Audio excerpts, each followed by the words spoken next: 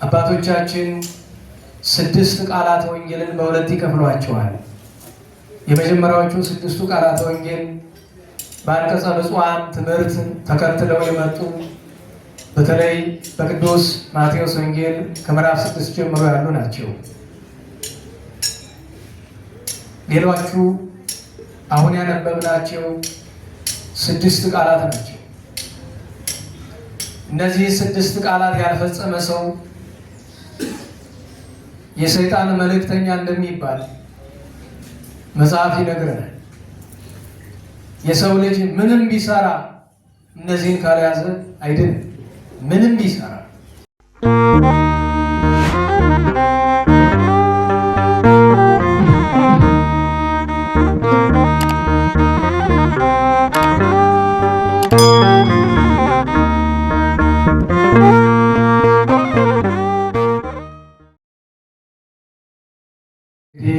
ይህ ንባብ ባለፈው ሳምንት አንብበን ትምህርት ጀምረን ሰዓት ገጥቶን የተቋረጠ ነውና ዛሬ ክፍል 2 እና ማጠቃለያውን እንማራለን። የትምህርታችን ርዕስ በ43ኛው ቁጥር ላይ ያለው አልተቀበላችሁኝም የሚለው ይሆናል። እንደባለፈው ሀተታ ሳናበዛ ዛሬ በቀጥታ ወደ ትርጉሙ እንሄዳለን። ቀደም ሲል የሰማነው በመጨረሻው የፍርድ ሰዓት የሚነገር ጌታችን ለጻድቃን ሲፈርድላቸው በኃጥአን ሲፈርድባቸው የሚናገረው ኃይለ ቃል። ዛሬ ይህንን ኃይለ ቃል ሰምቶ ልቡ የሚደነግጠው ሰው በጣም ጥቂቱ ነው። ይሄ ትልቅ አዋጅ ነው። ትልቅ አዋጅ ነው። አባቶቻችን 6 ቃላተ ወንጌልን በሁለት ይከፍሏቸዋል። የመጀመሪያዎቹ 6ቱ ቃላተ ወንጌል በአንቀጸ ብፁዓን ትምህርት ተከትለው የመጡ በተለይ በቅዱስ ማቴዎስ ወንጌል ከምዕራፍ 6 ጀምሮ ያሉ ናቸው። ሌሎቹ አሁን ያነበብናቸው 6 ቃላት ናቸው። እነዚህ 6 ቃላት ያልፈጸመ ሰው የሰይጣን መልእክተኛ እንደሚባል መጽሐፍ ይነግረናል። የሰው ልጅ ምንም ቢሰራ እነዚህን ካልያዘ አይድንም። ምንም ቢሰራ የሥራ ሁሉ መጨረሻው እሱ ነው። ጽድቅ ይሄ ነው። ሰው በሃይማኖት በቀናቸው ሃይማኖት ሆኖ እነዚህን 6ቱን ሕግጋት ለመጠበቅ መትጋት ይገባዋል። ከዚህ የበለጠ ስራ ለክርስቲያን ምን ይኖራል? ለእያንዳንዳችን ክርስቲያኖች ንስሐ መግባት አስፈላጊ ነው። ንስሐ ገብቶ 6ቱን ትእዛዛት ያልጠበቀ ሰው ንስሐ በመግባቱ ምክንያት ብቻ የእግዚአብሔር መንግስት አይወርስም። ንስሐ ስለገባችሁ የእግዚአብሔር መንግስት ትወርሳላችሁ ማለት ንስሐ ማለት ጸጸት ነው አይደለም? ጸጸት ማለት ባለፈው መቆርቆር ነው አይደለም? ባለፈው ከምንቆረቆርባቸው ንስሐ ስንገባ ከሚያሳዝኑ ነገሮች አንዱ በድያለሁ ነው እንጂ እንዲህ ያለውን መልካም አልሰራውም። ለድሃ ያላበላ እኮ ንስሐ መግባት አለበት። በደል እኮ ምክንያቱም ለድሃ የማያበላ የማን መልእክተኛ ተብሏል እንዳትሉት ቃል። በነገራችን በሕይወት የምጠራው ጉባኤ ላይ ስመ አጋንንት እንዲጠራ አያስፈልግም። ስመ እግዚአብሔር የሆነ እንደሆነ ሌላ መልካም ቃል የሆነ እንደሆነ በሉት ተብሎ ይበረታታል። የጠላት ስም ግን እንዲነገር ማበረታታቱ መልካም አይሆንም። የሰይጣን መልእክተኞች ነው የተባሉ 6ቱን ትእዛዛት የማይፈጽሙ ማንም ይሁን ከላይ ይሁን ከታች ይሁን ስልጣን ይኑረው እውቀት ይኑረው በስልጣን አይዳን፣ በእውቀት አይዳን። ስልጣን አያያዙን ካወቁበት ያጸድቃል። እንኳን መንፈሳዊ ስልጣን ስጋዊ ስልጣን ካወቁበት ያጸድቃል።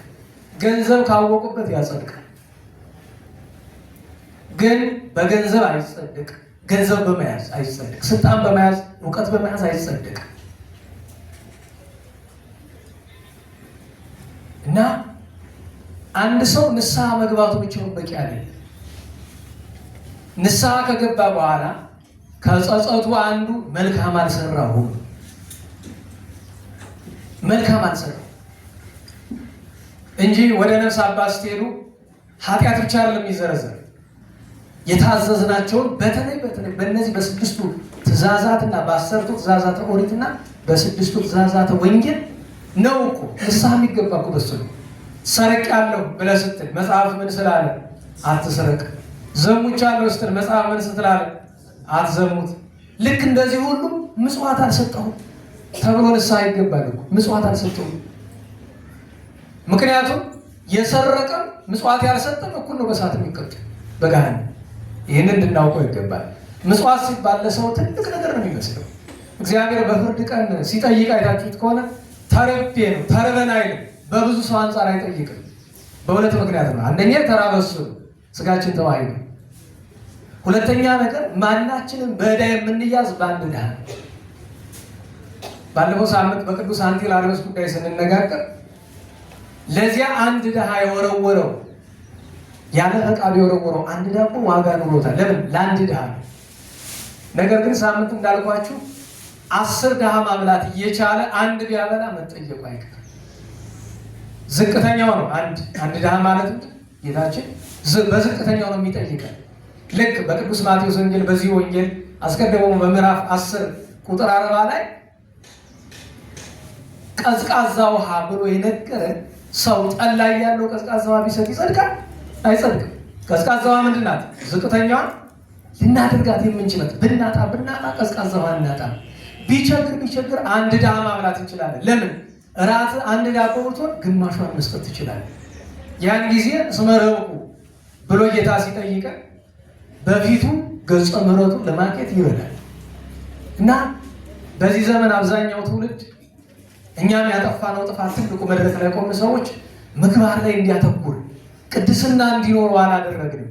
እውቀት አሁን ለምሳሌ 6 ትእዛዛትን ታውቃለህ ሲባለው እንዲያውቃቸዋለሁ እንጂ ነው አታውቃቸው። በሞቴ እንኳን ሌላ ቅር ካላላችሁ ተማርን የምንል ሰዎች እንኳን 6 ትእዛዛት አናውቃቸውም። ለምን?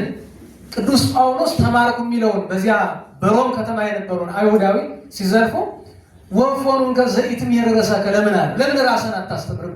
ይሄ ሰው የእውቀት ችግር ስላለበትም አይደለም። የተማረውን በተግባር የማይኖር ሰው አልተማረም። ለዛ ነው በዚህ ዘመን ተማርኩ ከምንል ሰዎች መካከል 99.9% አልተማረም። ውሸት ነው። እንኳን ሰዎችን ከእሳት ልናድን እኛ ከረመጡ አልዳንም። አንድንም አያያዛችን ከንቱ ነዋ። ጾምን በተግባር የማያውቃት ሰው ስለ ጾም መስበኩ ፌዝ አይደለም። በነገራችን አልተነጋገርም። እኔ እኮ አንዳንዴ መቀልድ ሁሉ ይመስለኛል መድረክ ላይ ወጥቼ ለምን እንዴት የማልኖረውን ነገር እዚህ ወጥቼ እፈልጋለሁ። የታውቀዋለሁ። በነገራችን ላይ ስለ ፍቅር ለምሳሌ ለማስተማር ጊዜ ርዕስ አነሳ ይጨንቀኛል አይደል? ለምን? ፍቅር ምን እንደሆነ ያላቅም። ፍቅር እንዲህ ነው የሚለው ሀተታውን ነው። እሱንም እስኪ ደግመህ እነግርሃለሁ። በተግባር ግን ፍቅር ምን እንደሆነ ያላቅም። ከዛ ሌላው የሚጨንቀኝ ነገር ምንድን ነው? ትህትና። እኔ ትህትና ምን እንደሆነ አላውቀውም። ትህትና ራስን ዝቅ ማድረግ ነው። ለዚህ ነው ሀተታውን ነው እስኪ ሰለች እነግርሃለሁ። እሱ እውቀት አለ። እሱ ምድራዊ እውቀት ነው። ትህትና ማለት እንዲህ ማለት ነው። ይሄ ምድራዊ እውቀት ነው። መንፈሳዊ እውቀት በተግባር አውቀው ራስን ዝቅ ስታደርግ ባልንጀራን ስትወድ ነው። ታዲያ ስለነዚህ 6 ትእዛዛት ልናውቀው የሚገባ ነገር ምንድን ነው ከተባለ፣ አንደኛ ጌታችን በአዲስ ኪዳን ሰው በሆነ ጊዜ የብሉይን ሕግ አጸና እንጂ የበለጠ አደረገው እንጂ አልሻረውም፣ አልለወጠውም። በብሉይ ኪዳን 10ቱን ትእዛዛት ሲሰራ 9ኙን ለብቻቸው ነው የሰራቸው። በዘጸአት 10ኛዋ ለብቻዋ ነው ያለች። ለምን ይላሉ አባቶቻችን? ኋላ በአዲስ ኪዳን ማብራሪያ የምትሻላት የመጀመሪያው ሕግ አፍቅሮ ለእግዚአብሔር አምላክ ማለት ወይም ኢታምልክ ባዕድ አምላክ ዘእንበሌ፣ ከኔ በቀር ሌላ አምላክ አታምልክ። ወይም በአዲስ ኪዳን ጌታችን ይህንን ቃል ምን ብሎታል? በሌላ አንቀጽ በኦሪቱ ያለው አፍቅሮ ለእግዚአብሔር አምላክ በሁሉ ልብከ፣ እግዚአብሔር አምላክን በፍጹም ልብ ውደደው ብሏል። የመጨረሻዋን ለብቻው አደረጋት። ለምን? ሀተታ የምትሻላት። በብሉይ ያችን ሕግ የፈጸሙ ቅዱሳን ናቸው ብዙዎቹ። አንዳንዶቹም ወድቀውባታል። ቅዱሳኑ ነው እንኳ በብሉይ ኪዳን ይችን ሕግ ለመጠበቅ የተቸገሩ ነበሩ። ምንድነው ማብራሪያው? አፍቅር ቢጸከ ከመ ነፍስከ፣ ባልንጀራህን በሉ እስኪ መደም በሉ፣ እንደ ራስህ ውደድ። ምን ማለት ነው? በዚህ ጉዳይ ላይ ሊራቀቅ ሞክሮ አንድ ምሁር በሉቃስ ወንጌል አለ አይደል? የሳምራዊ ታሪክ የተደረገበት ባልንጀራዬ ማን ነው አለ። ራሱን ሊያጸድቅ ወዷል። ባልንጀራዬ ማን ነው? ማን ነው ባልንጀራችን?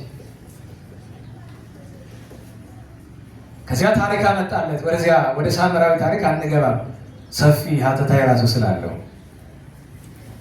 ባልንጀራን እንደራስ መውደድ በፍርድ ቀን የምንጠይቅባት ጥያቄ መሆኗን ጌታችን በዚሁ በወንጌል ክፍል ባልንጀራን መውደድ ማለት እነዚህን 6ቱን ነገሮች ማድረግ ነው፣ ሌላ ነገር አይደለም። ነገር ግን በአዲስ ኪዳን ጠላተ ቢራብ አብላው አለና ባልንጀራ የተባለ በአዲስ ኪዳን ማሻሻያው ምንድን ነው? በብሉይ ኪዳን ባልንጀራ ማለት ወዳጅ ነው። በአዲስ ኪዳን ግን ባልንጀራ ማለት የአዳም ዘር በሙሉ ነው። የሰው ልጅ ተርቦ ብታየው ማንም ይሁን እስላም ይሁን ጴንጤ ይሁን ከሃዲ ይሁን አረመኔ ይሁን ማንም ይሁን ተርቦ ብታየው ማብላት ግዴታ ነው። ለምን? ባልንጀራ ነው እሱ። ባልንጀራ ሁለት ወገን ነው። በስነ ፍጥረት ባልንጀሮች ሁሉ ፍጥረት ሁሉ ሰው ባልንጀራ ነው። በሃይማኖት ከሆነ ግን ለምሳሌ አንዲት ዳቦ ይዤ አንድ ክርስቲያንና አንድ ክርስቲያን ያልሆነ ወንድም ተርቦ ብመለከት ቅድሚያ መስጠት የሚገባ ለማን ነው የሚል ክርክር ሰማሁኝ። ምን በመጽሐፍ ያለ አይደለ? ቅዱስ ጳውሎስ ምን አለ በዕብራውያን መልእክቱ? ወፈድፋደስ ለሰብአ ሃይማኖት። በቃ አለቀቁ። በጎ ነገር መጀመሪያ መስራት የሚገባ ለሚያምኑት ነው። መጀመሪያ ክርስቲያን ወንድምህ እየተራበ ቀላጤ እሆናለሁ ብለህ ለሌላው ማብላት አትችልም። ነገር ግን ካለ ክርስቲያኑንም አብልተህ የማያምነውንም ማብላት አለብህ። ስለዚህ ባልንጀራን መውደድ ማለት ምንድን ነው? እንደዚህ ዘመን ወንድና ሴት እወድሻለሁ እወድሃለሁ መባባል ደጋግሜ የተናገራለሁ። እሱ ተራ ዘበት ቀልድ ነው እንጂ ፍቅር አለ። ፍቅር ማለት ቢራብ መልሶ ስጡኝ ተናገሩ፣ ቢጠማ ቢታረዝ ቢታመም ቢታሰር ከተቻለ ማስመጣት ካልተቻለ መጎብኘት፣ እንግዳ ቢሆን መቀበል። እነዚህ የፍቅር መገለጫዎቹ ናቸው። እነዚህን ያደረገ ሰው ፍቅርን ያውቃታል። በንባብ አይደለም፣ በስማ በለው አይደለም፣ በተግባር ያውቃታል።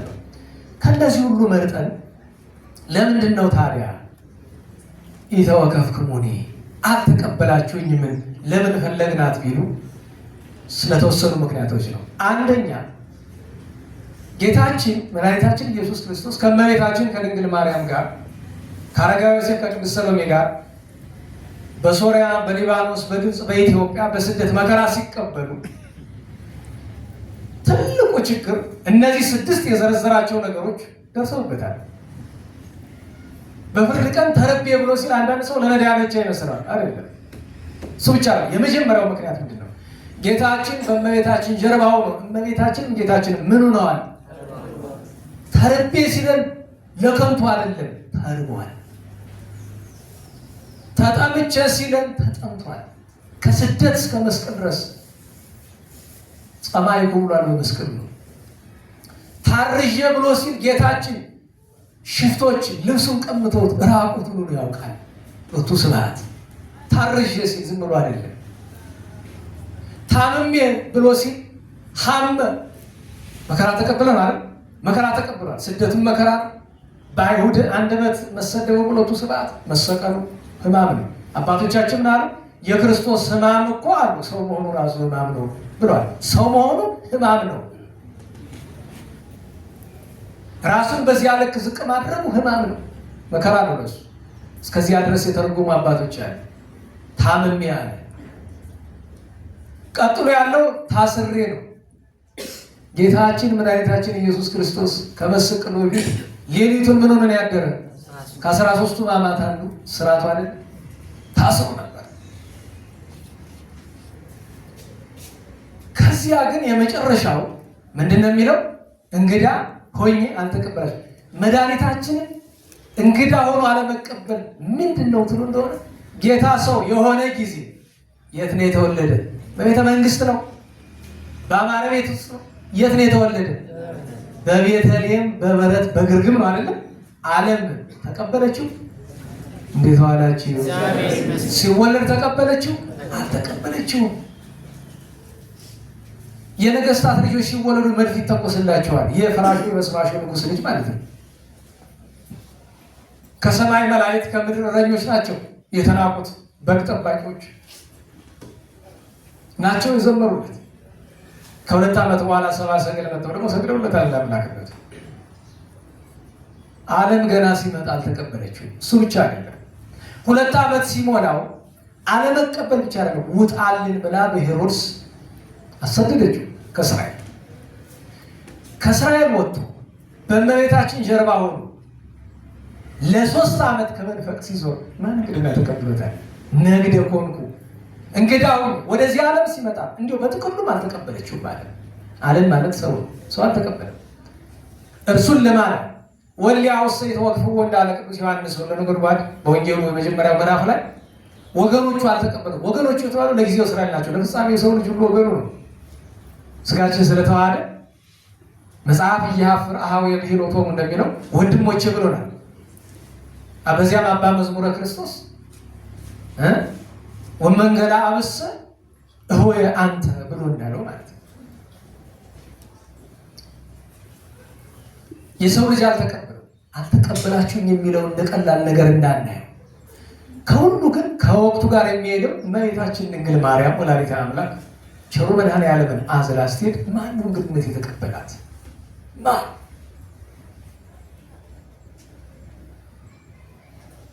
ባለፈው ብያቸዋለሁ። አንድ ቤተክርስቲያን መምህር የነበሩ ሰው መንገድ ላይ ቁጭ ብሎ ሲለምኑ አገኘናቸው ያልኳቸው። እሳቸው ሲተረጉሙ እንዲህ አሉ። አሁን ቅርብ ጊዜ ማለት ነው። ሲተረጉሙ እንዲህ አሉ። የ6ቱ ትእዛዛት ወንጌል ደግሞ ራስ ነግደ ኮንኩ ናት፣ እንግዳ ሁኝ ናት። ለምን ስንላቸው በእንግዳ በመቀበል ብቻ 6ቱ መፈጸም ይቻላል ብለዋል። እንዴት አስገራሚ ነገር ነው። እስቲ ያምጡ፣ ይተርጉሙ፣ ያምጡ እስቲ በሉ ስሙ። እንግዲያው ለተርጉሙ አንድ ሰው እንግዳ ሲቀበል 6ቱን መፈጸም ማለት እንግዳ ሲቀበል የመጀመሪያው ነገር ራሱ እንግዳ መቀበል ማለት ራሱ ከ5ቱ አንዱን ያዘ። ቀጥሎ እንግዳው ቤት ከገባ በኋላ ብላ ይባላል። ምግብ ይቀርብለታል። እንግዳ ነው፣ ከመንገዱ ነው አይደለም። ምን ብሎታል? እርቦታል። ስለዚህ ስንተኛ ሕግ ተፈጸመ? 2ኛ። ቀጥሎ ምን ይቀርብለታል? ነገር የሚጠጣ ነገር ይቀርብለታል። ጠምቶታል፣ መንገድ ነው አለ። ስንት ሕግ ተፈጸመ? 4ኛ። ሰው መንገድ ሲሆን ምን ይሰማዋል? ሰውነቱ የህመም ስሜት ይሰማዋል። በነገራችሁ በጥንቱ በገጠር በተለይና በጎንደር በጥንቱ እንግዳ ከቤት ካደረ ሊነጋጋ ሲል ተነስተው ስም አይጠየቅም። እንደምታውቁት በባህላችን እንግዳ ዕለቱን ስም አይጠየቅም። እንግዳው እየተባለ ነው የሚወራው። ችግሩ እንግዳው የሚባል ሰው ደግሞ ሊኖር ይችላል። እንግዳው የሚባል ስም ያለው አለ እና አለቃ እንግዳው የሚባልም ሰውዬ በዚህ ባህል ባለ እንደዛ ከሆነ አጋጣሚ ሊገጥም ይችላል። እንግዳው ብላ፣ እንግዳው ጠጣ፣ እንግዳው ተኛ የሚባል እና በጠዋት ይነሳና እንዴት አደርክ እንግዳው እግዚአብሔር ይማርህ ይሉታል። ለምን? ጎዳና ሰውነትን ከህመም ይጥለዋልና። ስንት ሕግ ተፈጸመ? እንዴት ዋላችሁ? ከዚያ ቀሪው ታስሬ ነው አይደል? እቺ ላይ ምን ሊያመጡ ነው ብዬ ስል መቼም እንግድነት የገባበት ቤትን ከእስር ቤት አይቆጥረው ብዬ ስል አይደለም። እስራት የተባለ ጎዳና የዋለ ሰው እግሩ ይተሳሰራል። እግሩን ስታጥበው ከእስራቱ እንደ መፍታት አሉ። እንግዲህ እኒህ ሰውዬ ከዶክተር አየለ እና ከኢንታ ክፍል የተማሩ ናቸው። አሁንም አንዱ ናቸው። እዚያ ማለት ቁጭ ብሎ ሲለምኑ ጃን ተከላካይ ታገኟቸዋላችሁ። አያችሁ፣ መንገድ የዋለውን ሰው እግሩን ስታጥበው በደንብ ይታሽል ወላል። ለዚህ ወጣች የተሳበ ከስራቱ መፍታት ማለት እሱ ነው። ይሄ 5ኛው ሕግ ተፈጸመ። 6ኛው ሕግ አረቁ ነው አይደል? አዎ፣ ታርዤ ብሎ ያለው እንግዳ ሲመጣ የመጀመሪያ አባቶቻችን የሚያደርጉት ምንድን ነው? ከብር ብሏልና ወዲያውኑ አግዳሚ ያኩታ ትከሻው ይጥሉለታል። ማታ ሲተኛ ልብስ ሰጡታል። ጥቂት ቆይተው መጥተው እንዳይበርደው ብሎ በላይ ይደራረቡለታል። ይሄ ቀድሞ የጎንደር ጠቅላላ ኢትዮጵያውያን አደራረቡ እንደዚህ ነው። እንግዳ መቀበል እና እኒያ መምህር ጎዳና ላይ ተቀምጠው እንዲህ ሲተረጉሙ ሰምቼ እቺ ስለኔ አዲስ ናት፣ ሊቃውንቱ ያውቁት ይሆናል፣ ለእኔ ግን አዲስ ናት በእውነቱ እና ደስ ብሎኝ በዚያች ለማስተማር ሳምንት መጥቼ ሰዓት አልበቃል ብሎ ለክፍሉ ተላለፈ።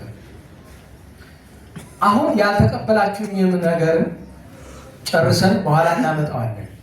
ወደዚያኛው ከመሄዳችን በፊት እመቤታችን ድንግል ማርያም ስደት በወጣች ጊዜ የደረሱባትን ነገሮች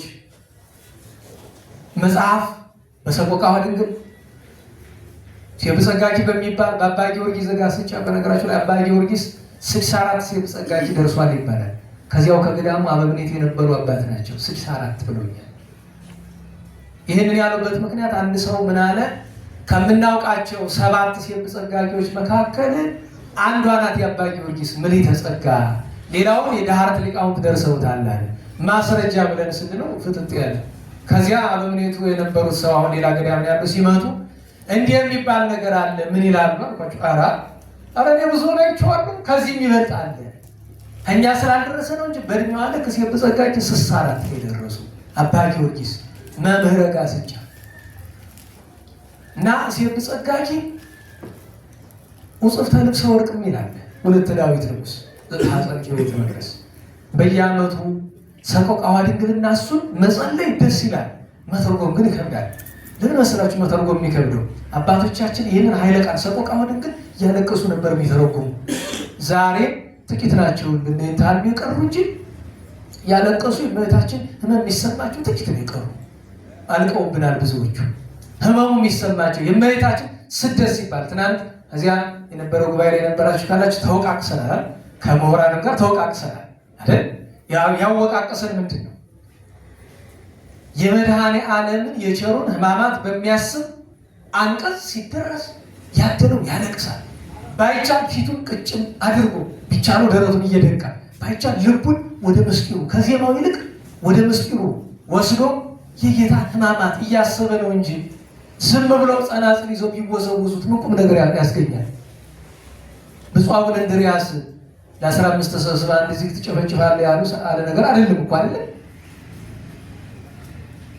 ዚቅ ቤተክርስቲያናችን በጣም ደገኛ ድርሰት ነው፣ የሚወደድ ድርሰት ነው። ሌሎችም የጸዋትወ ዜማ ነገር ግን በጸዋትወ ዜማ ያሉ ወገኖቻችን ለዜማው እንጂ ለዘሩ ትኩረት አለመስጠት። እንዲሁም አንድ ጊዜ እዚያ አቋቋም መምህራን ጋር ከመምህራኑ እና ከተማሪዎች ጋር ውይይት አንድ ሙሉ ክረምት እናደርግ ነበር። ክብረ በዓል ወርኃ በዓል ሰንበት መዝሙር በሆነ ጊዜ ምን ስትሉ አላችሁ? እንዲህ ብለናል። ምን ማለት ነው? መጽሐፍ ቅዱስ አሁን ቅርብ ጊዜ እግዚአብሔር ቢፈቅድ መጽሐፍ ይታተማል። ድጓ በመጽሐፍ ቅዱስ እንግዲህ ያው እንደ ምስራችን ነው። ይሄ እንደ ምስጢር የሚደበቅ ነገር አይደለም ማለት እዚህ ያሉ የድጓ መጽሐፍት መምህር አሉ። የሊቀ ሊቃውንት የኔታ ዕዝራ ደቀ መዝሙር ማለት ነው። ታለይኩን ይባላል።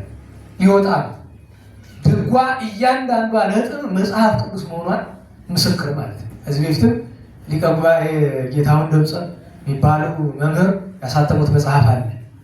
የቅርብ ጊዜ ሞት ዜንታ ደምፀ ልጅ ማለት ነው። እና ውይይቱ ምንድን ነው? እንደዚህ ስንል አድረናል። ምስጢሩ ምንድን ነው? ውይይት ለምን በዜማው ብቻ ሳይሆን በምስጢሩ እንዲሰለጥኑ የመጽሐፍ ተማሪ መጽሐፍ መምህር የሆነ እንደሆነ ሁሉን ያትታል። የዜማ ሰው ግን ዜማው ብቻ እየሰረቀው ይቸገራል። ለምን? ከባድ ነው ትምህርቱ፣ ቀላል እንዳይመስላችሁ። እኔ በጣም የሚያስገርመኝ ነገር አሁን ለምሳሌ በየደብሩ ያቋቋም ተማሪዎች አሉ፣ አልፎ አልፎ የድጓ አልፎ አልፎ የቅዳሴ ተማሪዎች አሉ። የሚገርማችሁ ነገር ለምሳሌ ወንበር 1 ሰዓት 1 ተኩል እስከ 2 ሰዓት ባለው ይፈታል። ከዚያ ሄደው እህል ካገኙ ይቀምሳሉ፣ ካላገኙ እኔ ቤት አካባቢ ወዚህ ይቀመጡና እኔ መጽሐፍ ለማንበብ እንኳን 30 ደቂቃ 1 ሰዓት አንብቤ ሰውነት ይዝላል፣ በቃ ይደክመኛል። 4 ሰዓት ላይ ቀና ስል አሁንም እየቀጸሉ 6 ሰዓት 6 አሁንም እየቀጸሉ ሌሊቱን ነው።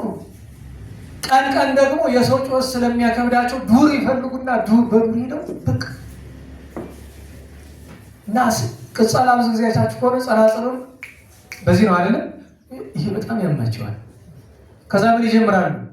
በደው እንደ ጽፋት በማጨብጨብ ይጀምሩታል። እሱ ሁሉ ሲጨንቅ ደንጃ በደንጃ ማጋጨት፣ እንደገና እሱ ደግሞ ሲደግማቸው እንጨት ይዘው አድካሚ ነው። ግን ያም ሆኖ ምንድን ነው የተነጋገረ? ምስጢሩን ለማስተዋል ድካም አይጠይቃችሁም። እረፍት ስታደርጉ የመጽሐፍ ነገር ማሰላሰል ስለሆነ ልክ እረፍት በምታደርጉባት ሰዓት ምስጢሩን ማሰብ እኮ ነው። እቺ ዘር ከዚያ በኋላ ጊዜ ስታገኙ መጽሐፍ መምህራንን የመጽሐፍ ደቀ መዛሙርትን እቺ እንደዚህ የምትል ዘር ከመጽሐፍ ቅዱስ ወዴት ነው ያለች? ምሳሌ ቅዱስ ያሬድ ማርያም ሰታቱም ትካት ስተከርሱ ላዳል ከመባይሪ ጻአዳ አለ። ይሄንን የሚል ጥሬ ዘር ባይገኝ እንኳን ምሳሌዋችን የምትመስል ጥቅስ ነው ያለች። ከብሉይ ከሐዲስ ወይ ከሊቅ እስቲ ያምጥ። እንደዚህ አንዳንድ ጊዜ ደግሞ መገኛቸው የማይታወቁ ጥቅሶች አሉ በቤተክርስቲያን በጣም የተለመዱ ግን የት እንደሚገኙ ለምሳሌ ሐዋርያት ምንረሃብ የይስኩናት አሉ። በአገላብጡ ላገኘው አልቻልኩም። ምናልባት እኛ ካላገኘናቸው መጻሕፍት መካከል ሆኖ ሊሆን ይችላል። የሚገርመው ነገር ለእመቤታችን ጥቅስ አለን። አቀባ ጰራቅሊጦስን ከርሰማ የሚለው ቃሉ ከአባ ጊዮርጊስ ውስጥ አለ። ግን ብዙ ዓመት አድክሟል የት እንዳለ ለማግኘት ማለት ነው። የሚገርማቸው አንድ ጊዜ አግኝቸው ከአባ ጊዮርጊስ መጽሐፍ በሌላ ጊዜ ፈልገው ደግሞ አጣሁት፣ ጠፋኝ። እኔው እኮ ሌላ ሰው ፈልግ ብሎኝ አይደለም፣ እኔው ፈልግ አግኝቼው እንደገና መልሶ ጠፋኝ። በአረቁ ምሰራ እንግዲህ ባትፈቅድ ይሆናል፣ ስትፈቅዱ ደግሞ ተመልሶ ይመጣል። ዋናው ትልቁ ነገር ለምንድን ያነሳ ነው? የእመቤታችን የድንግል ማርያም ሐዘኗ ጽጌ የተባለ ወርሃ ጽጌ ዘመነ ጽጌ የተባለበት ይሄ ጻማ ንግደታ እንላለን አይደል? በስደቷ ጊዜ ያገኛትን መከራ የምናስብበት ነው። እኔ የማልወዳቸው ነገሮች አሉ፣ ቤተክርስቲያንም አትቀበላቸው። ለምሳሌ ማድረግ ያለበት የሌለበትን ያደርጋል። እመቤታችን በተራበችበት ወራት የተራበ እንደማብላት ከገበያ አበባ በ1 ሺህ በ2 ሺህ በ5 ሺህ አበባ ገዝቶ አመጡ ማይሌት ለሚቆም ይሰጣቸዋል። መጀመሪያ አሁን እንደዚህ ያለ አበባ ማይሌት ውስጥ አይገባም። እንኳን አበባ በገና መሰንቆ ማይሌት ውስጥ አይገባም። ሁሉም እኮ ስርዓት አለ። ይሄ እኮ እህል ነክ ነው አታውቁም? ይሄ እኮ ቤተክርስቲያን ውስጥ አይገባም። አበባ ቤተክርስቲያን ውስጥ አይገባም። ሙያ የለው በዛ ውስጥ ምን የሚሰራው ነገር። አበባ የእመቤታችንን ምሳሌነቷን መግለጥ ከፈለገ አይታችኋል። በቤተክርስቲያን ጥንታውያን ስዕሎች ዙሪያ ሀረጋቸው ምንድን ነው? ምስጢር ለመግለጥ ቅጠል አበባ ያደርጉበታል አይደል እንጂ ከነሱ ምሳሌነቱን ለማጽናት። እንዲያማ ከሆነ ጌታችን በግ ስለሚለው ታዲያ ሙክት እየጎተት ነው ንግባች አልቀረም ነው እንዴ? ያለ ጭዋታ አለ እንዴ? ድሃ እየተራበ አንተ አበባ ገዝተህ ልትጸድቅ አይሆንም። ስርዓት እንጠንቅቅ እንወቅ። ደግሞ አንዱን መምህር እንዳይከፋቸው ብዬ ምመናል እና ነገ መጥቶ እንደ ጫማው ሲገባ አሰብ ነገ መጥቶ ቤተክርስቲያን ላይ የማይገባ ድርጊት ላድርግ ሲል ይሰል ነገ መጥቶ ፍትሐ ነገሥት ለቤተክርስቲያን አያስፈልግም ብሎ የተናገረ ቀን ምን ሊወጣችሁ ነው? በጥቃቅኑ ነገር በሙሉ የማይሆን ነገር አይሆንም። ስህተት ከሆነ ስህተት ነው። የማይደረግ ነገር አይደረግም። እሱ ብቻ አይደለም። አሁን አንዳንድ የተጻፉ ያልሆኑ ግን መደረግ የሌለባቸው ለምሳሌ ሰሞኑን አንድ ተማሩ ከሚባሉ ሰዎች አዲስ አበባ ለምሳሌ አገቡ። ጽጌ ከገባ በኋላ ተክሊል አደረጉ ሲዘለል ምናምን ዋለ። አንዳንድ ሰው ተቃውሞ ሲያሰማ በቤተክርስቲያን ተማሩ የተባሉ ሰዎች ወጥተው አብዛኛው ጽጌን እበላለሁ ባይ አይደለም። እኔ በነገራችሁ ላይ ጿሚን ማበረታታት ሲገባ ይሄ እኮ የፈቃድ ጾም ነው። በፈለግከው ጊዜ ማድረግ ትችላለህ። ደግሞ ተደብቀ ነው ማድረግ አለ። ከመቼ ጀምሮ ነው ደግሞ ጽጌ ጾም ተደብቆ መደረግ የተጀመረ? አሁን በሞቴ በጽጌ ሰርግ አታድርጉ የሚል የተጻፈ ሕግ እሺ፣ አዎ ችግር የለውም ጥቅስ ስለሌለ ነው። እሺ ችግር ግን ስታስቡ የእመቤታችን ሐዘን በሚታሰብበት ጊዜ ደስታዬን አደርጋለሁ ማለት የጤና ነው። ጸረ ማርያም ከዚህ በላይ ምን አለ? ይሄን ተናገርክ ብሎ ነው እኮ ሰዎች የሚጠሩ አይደለም። አይ እርሶ ጸላ ወሞተ አብደረ ያለ መጽሐፍ ቃል ለዚህ ይመስለኛል። አንዳንድ ሰው ሲጠላ እራሱን ጠላ ሞትንም መረጠ ይለዋል።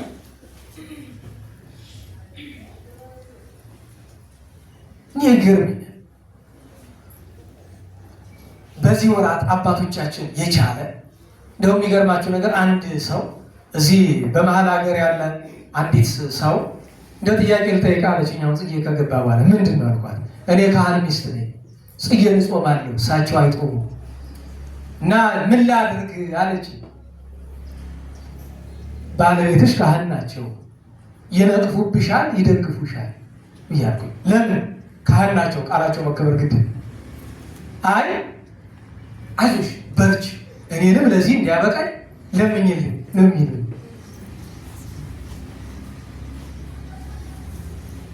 እና ግን ሰዎች ተቃወሙኝ፣ አንዳንድ ሰዎች ተቃወሙኝ። የለም ሰው መቃወም ለማዱ ነው። ታዩ ጡሜ እንኳን እሳቸው አልተቃወሙሽ። ታውቃላችሁ በትዳር ውስጥ ነው በጾም በተለይ በፈቃድ ጾም አንደኛውን እምቢ ካለ ችግር፣ በአዋጅ ጾም አንደኛውን ቢል ምንጫን ማንም ነው እምቢ ያለውን ነው ምንጫን። ተው ጾም ወደዚህ ብሎ ነው ምን የፈቃድ የሆነ እንደሆነ እምቢ ያለ እንደሆነ ማንም ነው ምንጫን እጾማለሁ ያለውን ነው ምንጫን። ተው ይላል። የፈቃድ ከሆነ ወደዚህ ነው፣ የአዋጅ ከሆነ ወደዚህ ወደዚህ ስላችሁ አስቀድሜ ስለተናገርኩት ነው እንጂ አቅጣጫው እሱ እንድናስታውሰው ያስፈልጋል። እና እኒያን ካህን አመሰገንኳቸው። አስባችሁታል? እኔ ስላልጦምኩ እሷ በለጠች። አካላቸው አይደለች ምን በለጣነስ ያሰኛል? እንዲህ ያስቀናል እኮ ጽጌ ጾምን። እኔ በነገራችሁ ላይ ጽጌ ጾምን አንድ ጊዜ አርማጭሆ ለስራ ጉዳይ እያለን በእኛ እምነት ውስጥ የሌለች ካቶሊክ ነች። ነገር ግን ቅርርብ ስላለን ከዚያ ካለንበት ቦታ የ4 ሰዓት የእግር መንገድ ተጉዛ ልጠይቀን መጣች። ከዛ ጥቅምት ወር ነበረ። እንቁላላችን ከሽከሽከሽ ታደርጋለች። ተገርማ ልትሞት። አቤት እናንተ መሄታችን እንወዳለን እያላችሁ የምትፎክሩ ምን አድርግን? ጽጌ ጾም አሁን በካቶሊክ ጽጌ የሚባላል እንኳን ጽጌ ለው የለም አይደል? ግን እናንተ ኦርቶዶክሱ ናችሁ።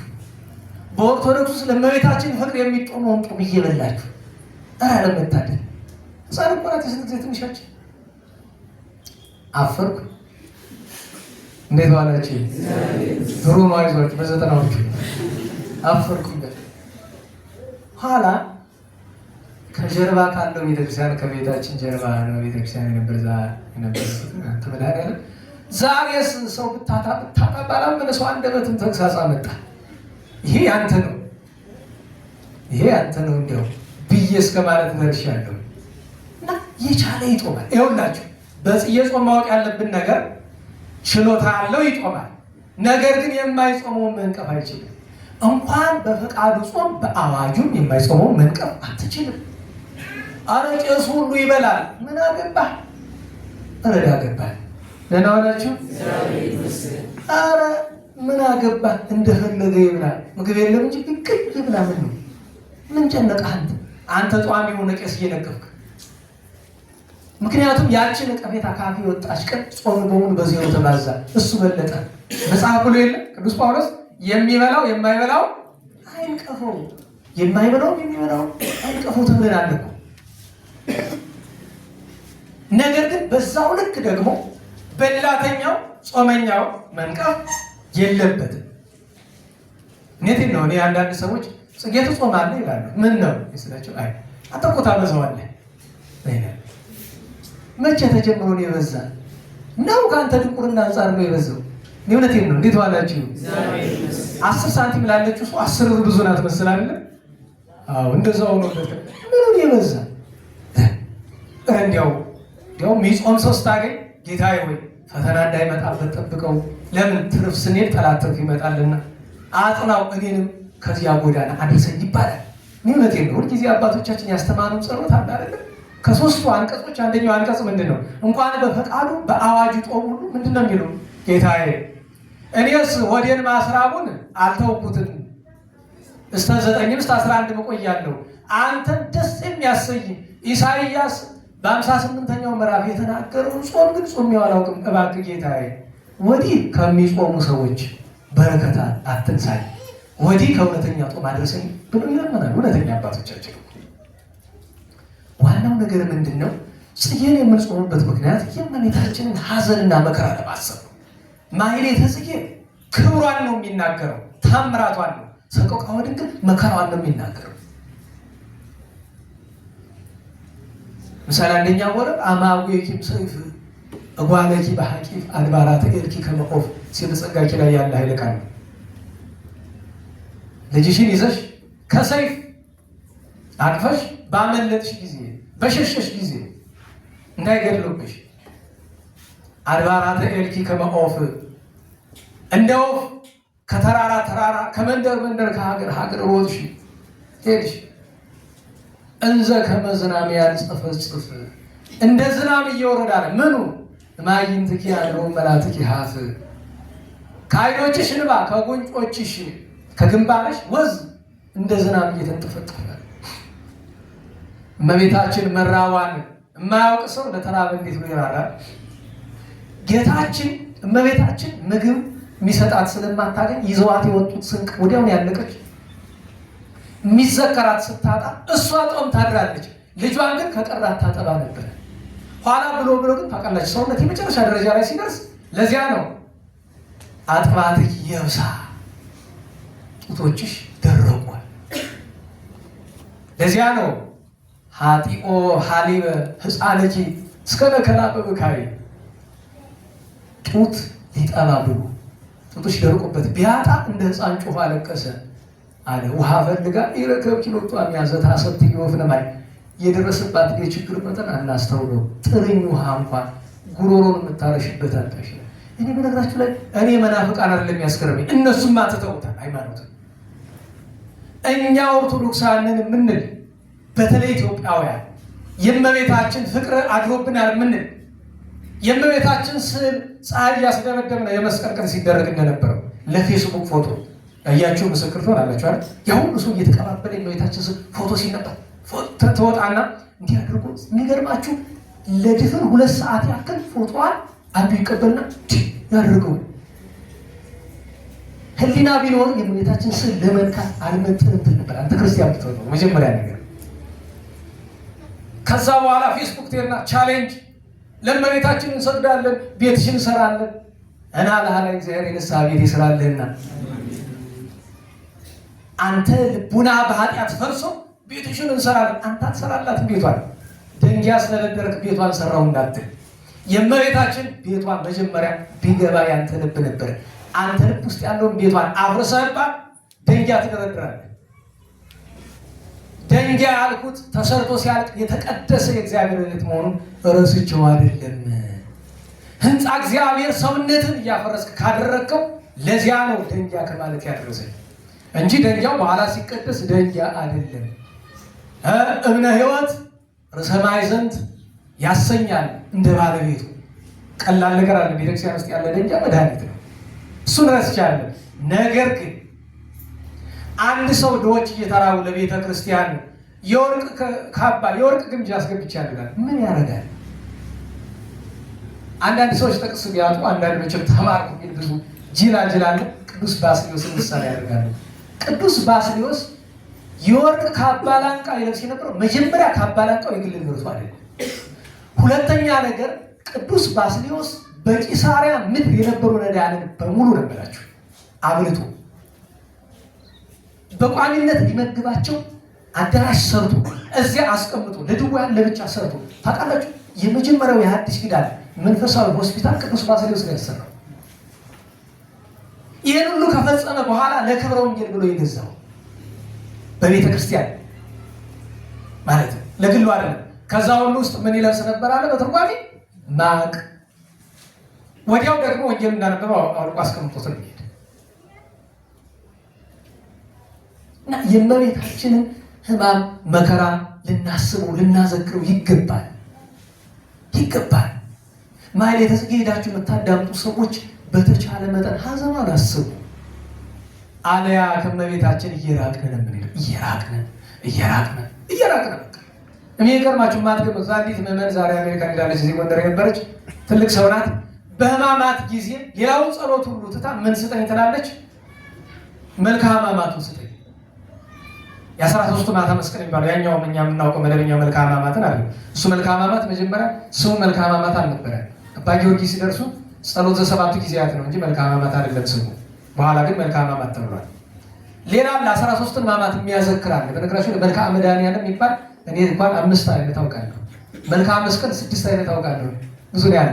እዚህ እናንተ የምትቆሙት መልክአ መስቀል አቤቱ ዘሩፋኤል የደረሱት መልክአ ዮሐንስ መጥምቅን የደረሱት ማለት ናቸው። ምናልባትም መልክአ ሩፋኤልም የሳቸው ነው ይባላል።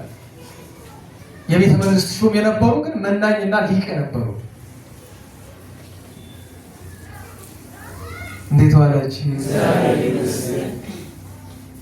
ያንን ለምን ብዬ ስላት የጌታ ሕማማት ካልተሰማኝ እሱን ካልተረዳሁት ሕማማት ምንድን ነው ለኔ?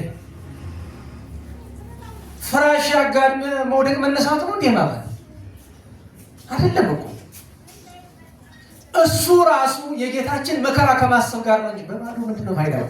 አባቶቻችን ምን አሉ? ጾም ያለ ጸሎት ያለ ስግደት ያለ ምጽዋት አይሆንም። አልያ ምንድን ነው? ረሃብ መዋል። ጋሽ ግርማ ነፍሳቸውን ይማር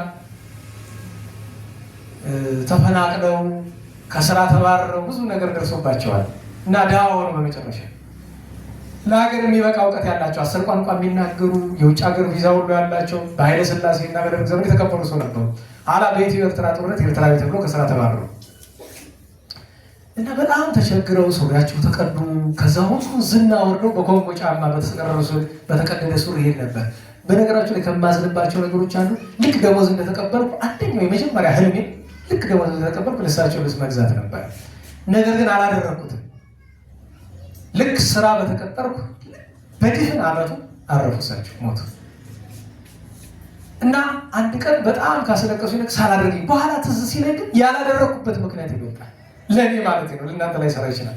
ለምን ቢባል ሞራላቸውን የምልካው መስሎ ተሰማኝ። በነገራችሁ ላይ የምትረዱትን ሰው ሞራል አትንኩ። እውነቴን ነው። አንድ ሰው ሲያደርገው አየሁት፣ ገርሞኝ በኢንተርኔት ላይ ነው ያየሁት። አንዲትን ሴት መርዳት ፈለገና ጠራት። ነይ እስኪ እንጫወት ብሎ አለ። ሌላ ቆሻሻ ነገር አስቤ እንዳይመስልሽ፣ እኔ ሀብታም ነኝ፣ ብዙ ገንዘብ አለ። ገንዘብ ልሰጥሽ እፈልጋለሁ፣ ግን እርዳታ እንዲሆን አልፈልግም። ሰርተሽ እንድታገኙ ነው። ነገር ግን ሌላ ስራ ብሰጥሽ ስለሚከብድሽ ጥያቄ ይጠይቅሽ ብሎ ይሄ ጀነራል ኖሌጅ ጠቅላላ እውቀት ይጠይቃታል። የአሜሪካ ፕሬዚዳንት ማለት ነው የምናምን እያለ በእያንዳንዱ ጥያቄ $100 ይሰጣታል። በእኛ ወደ 15,000 ብር ማለት ነው በእያንዳንዱ ጥያቄ። እንደዛ አድርጎ $10,000 ያ ማለት 1.4 ሚሊዮን ብር ማለት ነው ሰጣት። በኋላ መጨረሻ ላይ የተናገረው ነገር ህሊናዬን ያዘው። ምን ብሎ ይህንን ያደረኩት ሰብዕናሽን ለመጠበቅ ነው። መለመን ቀላል ነገር አይደለም። እመቤታችን ለመነች፣ ጌታ ለመነ። እኛ ለምን ብንባል ሳምንት ነገርኳችኋል። ለመናን ለማየት ብዬ የገጠመኝ ነገር የሰውን ሞራል መጠበቅ። አንዳንዱ ሰው ባንረዳው ይቀላል ሞራሉ። ለዚህ ደግሞ መሰረታዊ ነገር ምንድን ነው? የመጀመሪያው ትልቁ ነገር ቢቻል የሆነ ስራ ቀለል ያለ ነገር ፈጥረን በዚያ መክፈል ይቀላል። ለምን ምንድን ነው ሰርች አገኘሁት ብሎ ሞራሉ እንዲጠበቅ ማለት ነው። እሱ ካልሆነ ደግሞ ስንሰጠው አንድ ሞራሉን በሚጠብቁ ንግግሮች፣ ሁለት ከሰው ፊት እኔ ከሁሉ በላይ ነገራቸው ላይ ከሰው ፊት ምጽዋት የሚሰጥ ሁለት ጉዳት ያመጣል። አንድ የተሰጪውን ሞራል፣ ሁለት የራሱን ውዳሴ ከንቱ ያመጣል። እሱን ማስተዋል፣ ማወቅ፣ ማየት ይገባል። ስናዝንም እንኳን የሰው እና በኋላ ለምን ቢባል እንደዚያ ከሚሆን ቢቀርባቸው ይሻላል። ዞሮ ዞሮ እግዚአብሔር በቆረጠላቸው ጊዜ አርፈው ተገኙ። የሆነ ቦታ ነው ቁጭ ብለው በዛው እንቀላፍተው የተገኙ፣ በዛው በቃ ሄደዋል። እግዚአብሔር ግርማ ጽዮን ነው የሚባሉ ነፍሳቸውን ይማር። የቤተ ክህነት ሊቅ አይደሉም፣ ግን ካስተማሩ ነገሮች መካከል በነገራችሁ ላይ የሰፈረ ሰው አንዳንዱ ሰው ይገባው ይሆናል። የኔ ጠባይ የእሳቸው ግልባጭ ይመስላል። ለምን ለሰው ብሎ ማለት አድርግ ካልራበው ካልጠማው ካልቸገረው በቀር ሰው እንደዚህ ነው ምንም ነገር የለም። ብዙ ጊዜ አይታችሁ በደስታ በሀዘን የምንደምረው አብዛኞቻችን ለማስመሰል የግድ ማለት ሳናዝን ያዘን መስለን ደስ አይለን ደስ ያለ መስለን እሳቸው ግልባጭ ነው። የፈለገ ነገር ቢፈጠር አያስመስሉም። እሳቸው ሰው ጠልቷቸው ነበረ። አላ ያው ሞተው ተቀበሩ ምናምን አረገ። አባ አዛል የሚባሉ ጎጃሜ ነበሩ። በ5 ዓመት ወረራ በጣሊያን ተዋግተዋል እና ተማርከው ጣሊያን ወስዷቸዋል እና ከጣሊያን ሲመጡ ግን ወንድነታቸውን ኢትዮጵያዊነታቸውን ባያጡም እንኳን አንዳንድ የጣሊያን ባህል ለምደው መጥተዋል። ከነዚያ መካከል አንዱ አሁን ከሰው ፊት ጋዝ ምናምን ከመጣቸው ይለቁታል። ጋዝ ቃሉ ላልመጠቀም ነገታችን ይወጣል እና ለምን እየስል የሀበሻ ባህል በጣም የጎዳን ነው ይላል። ለምን ታፈነሙት ነው የሚል ጣሊያን ሰምን ያደረገ ፎርዛ ለፉከራ ፎርዛው እግሩን አንስቶ ነው እንደውም ግሬና ለመስ ይላሉና አሁን ስንቱ ሰው ይጠላውታል። እንዳይጥላኝ ጠልቶ ምን ሊያደርግ በኋላ ቤታቸውን 11 ሺህ ብር ሸጡት። በዛ ዘመን 11 ሺህ ብር ሕፃን እያሉ ነው በሰማሪያዎቹ ነው እንግዲህ 11 ሺህ ብር ማለት የዛሬ 11 ሚሊዮን ብር። ከዛ በሉ ቀድሞ ደሃነኝ የሚሉ አሁን እድር ያዋጡ አላወጣም። ኧረ ያዋጡ አላወጣም። ኋላ ሊያስፈራራቸው አንዱ ሲሄዱ አባዛ አቤት ስማቸውን መጠራ የቀረ ዘር ስለሌላቸው ዘመድ የላቸው ዘር ምንም ነገር የላቸው የቀረ መካን ናቸው፣ አልወለዱም። እሳቸው ሚስታቸው ማማለቅና ይባላሉ። ሚስታቸው አንድም ዘር ተቆጥሮ አይገኝላቸው። እኔ ገርሞኛል። ከእንጨት ተንጠው ተገኝተው አይደለም አልቆ ነው። የጥንት ናቸው፣ የቀድሞ ቅድመ ጣሊያን ጀምሮ የነበሩ በጣም ሽማግሌ ናቸው። እና አንዱ መጥቶ አባዛ ለአቤት ሌላው ይቅር ሲሞቱ ማን ይቀብረውታል አላቸው። እናንተ ምን ብለህ ነው የምንቀብረውት? አላወጡ ሀሳብ አይደርሱ ስላቸው ወደሽ ይሸታል ስትይ ትቀብሪያለሽ ያሉትም አልቀረ ሞቱ። እንግዲህ ቤተዋቸው ነው ስለቀበረ የእሳቸው ትንሽ ግሪድነስም አለው ስስትም አለው። አይመከርም። ነጋሽ ግርማ ግን የግርማ ሲሆን ግን የተጣራ ነው። ድሃ አካባቢ ይረዳል። ስራ ይሰሩና ሀብታም ገንዘባቸው ሲያስቀርባቸው ምንድነው የሚያደርጉ መሰላቸው? ከመሬት ላይ ጨርቅ ያነጥፋሉ። አቤታቸው ማለት ነው። ስላሴ ተገፍቻለሁ እይል ይነግር ነው ለጥዘችው በጠዋት መጡ ለምኑ ይሰጣቸው እና አንድ ቀን ምን አሉኝ፣ ስማ ሃይማኖትን በደንብ ወቃታ፣ ኦርቶዶክስን በደንብ ወቃታ። ለምን ስላቸው እኔ ኦርቶዶክስ የሆንኩ ከእናት ከአባቴ ስለተቀበልኩት አይደለም፣ ሁሉንም ሃይማኖት ገብቼ አይቼዋለሁ። ተች አለ በሳቸው አማርኛ ተች ቴስት አድርጉ አይጣፍጥ ኦርቶዶክስ ላይ ትክክል እዛ ነው። እግዚአብሔር ነፍሳቸውን አንድ ቀን ቁሽ ትልልቅ ሰዎችን ማስታወስ ሁሉ አሁን 98 ዓመተ ምህረት ሐምሌ ሲመጣ ካረፉ 20 ዘመን ሊሞላቸው ነው። ዋናው ትልቁ ነገር የእመቤታችን ሐዘን እንድናስብ ረሃቧ ጾሟ እንዲገባ ጥቂት ኃይለ ቃል ለመናገር ያክል ነው። አሁን የሳምንቱ ቅዱሳን ስማቸውን አውስተን ማጠቃለያ ሰጥተን እንጨርሳለን። ዛሬ ጥቅምት 4 ቀን ነው። በ28 ነው ተገናኝተን ነበር። የ6 ቀን ነው የምናነሳ። ምክንያቱም ነገሩ የቅዱሳን ሐዋርያትና የጻድቁ ገብረ መንፈስ ቅዱስ ማህበር መታሰቢያ እዚህ ስላለ ማለት ነው። በ29 እናታችን ቅድስት አርሴማ ዓመታዊ በዓሏ ዛሬ ከረፈደ አንድ ሰው በዚህ በሱባኤ ጉዳይ ቅድስት አርሴማ ታቦት ባለበት ስፍራ ሁሉ ሁልጊዜም ሁለቱን አንጻሮች ማየት ጥሩ ነው። በአንድ ጎኑ የእናታችን የቅድስት ድንግል አርሴማን ክብሯን እንጠንቅቅ። አንዳንድ በእኛ ቤትም ተሆኑ ምን አርሴማ ትላለህ ለአዲስ ሰባት አትበሉ። ተው ልካችሁ ነው። እንኳን ከቅድስት አርሴማ አልኳችሁ ተው። በዚህ ዘመን ድሃ መስለው ከወደቁ ቅዱሳን ጋር እንኳን መነጋገር አይቻልም። ተው እና ቅድስት አርሴማ ላይ አሁን የሚዘረጋ አንዳንድ ክፍታፍ አለ። ክፍታፍ ነው ብሎ ክፍታፍ ነው። በቅዱሳን ላይ አሁን የሚከፋ ክፍታፍ ነው። ቅዱስ ዳዊት በመዝሙር 30 ተናግሮ የለም አልየሉን ብሎ በጻድቃን ላይ አንደበቱን የሚከፍት አንደበቱን የተረገመ ነው። ይዘጉ ብሏል ነቢዩ ቅዱሱ ይዘጉ ብሏል። እንደገና ደግሞ በዛው ልክ ሰው መሸቀጫ አድርጎታል። ደግሞ ስሟል። ይሄኛው አንጻር ደግሞ ወስዱ። ቅድም ያቺ ስታወራኝ የነበረች አንዲት እናት አይ ሱባኤ ገብቼ ነበረ ብላ የት ብያልኳት ቅድስት አርሴማ አለች። ዝም አልኳት። ትዝ ብሏት መሰል ማለቴ ቃ ኢየሱስ የሚቀድመው የባለቤቱ ስም ነው። ለምን? ደብሩም የባለቤቱ ስለሆነ፣ በማዕረግም ከሁሉ የሚቀድም ፈጣሪ ስለሆነ። እዚህ ደብር የአቡነ መባጽዮን ታቦት አለ። ደብሩ የአቡነ መባጽዮንን ነው፣ የቅዱስ መስቀል ነው። መጀመሪያ ግን የማን ደብር ነው? ቸሩ መድኃኔዓለም። ምክንያቱም ሁልጊዜ ማዕረጋትን ማወቅ፣ መጠንቀቅ፣ ማስተዋል አለ። ሁለተኛ ነገር ማዳላቱን አይታየኝም። ለምንድን ነው ቅዱስ ፋሲለደስን ማናገር? በማዕረግ እሱ ይበልጣል። ሀቁን ማንነጋገር ከቅዱስ ጊዮርጊስ ቅዱስ መርቆሬዎስ ይቀድማል? ንገሩ። አይቀድምም። ጊዮርጊስ ይቀድማል። ቀጥሎ መርቆሬዎስ ነው። ቀጥሎ ፋሲለደስ ነው። ቀጥሎ ቴዎድሮስ ነው። ማዕረግ እኮ አላቸው፣ ደረጃ እኮ አላቸው። ከኮከብ ኮከብ ይበልጣል ያለው ቅዱስ ጳውሎስ ስለገንቱ አይደለም። ስለዚህ ባለበት ስፍራ እንደየማዕረጋቸው ነው። ከአቡነ መባጽዮን በፊት ቅዱስ መስቀል ነው። በአገባብ ምናልባት የአቡነ መባጽዮን ሊቀድም ይችላል። በማዕረግ ግን መስቀል ይቀድማል። ስብሐት ስንል ምንድን ነው? ስብሐት ለአብ፣ ስብሐት ለወልድ፣ ስብሐት ለመንፈስ ቅዱስ። ቀጥሎ ስብሐት ለእግዝእትነ ማርያም፣ ከዛ ስብሐት ለመስቀል እግዚእነ ኢየሱስ ክርስቶስ። እንደዚህ ነው ማስተዋል አለብን። የቅድስቲቱን ክብር ግን መረዳት ያስፈልጋል። መረዳት ያስፈልጋል። በድንግልና በንጽህናዋ በሰማዕትነቷ በጥብዓቷ በቤታችን ጌታችን በመውደዷ ጣዖታትን ቀጥቅጣ በማጥፋቷ በሕይወተ ሥጋ ሆና ከማረከቻቸው ያልተናነሱ በሰማዕትነቷ ንጉሱን እንኳን ማርከዋለች። ድርጣድስ እኮ ለቅድስና በቅቷል። አታውቁ? እሷን የገደላት እኮ ለቅድስና በቅቷል። ድርጣድስ ክብሯ ገናና ነው።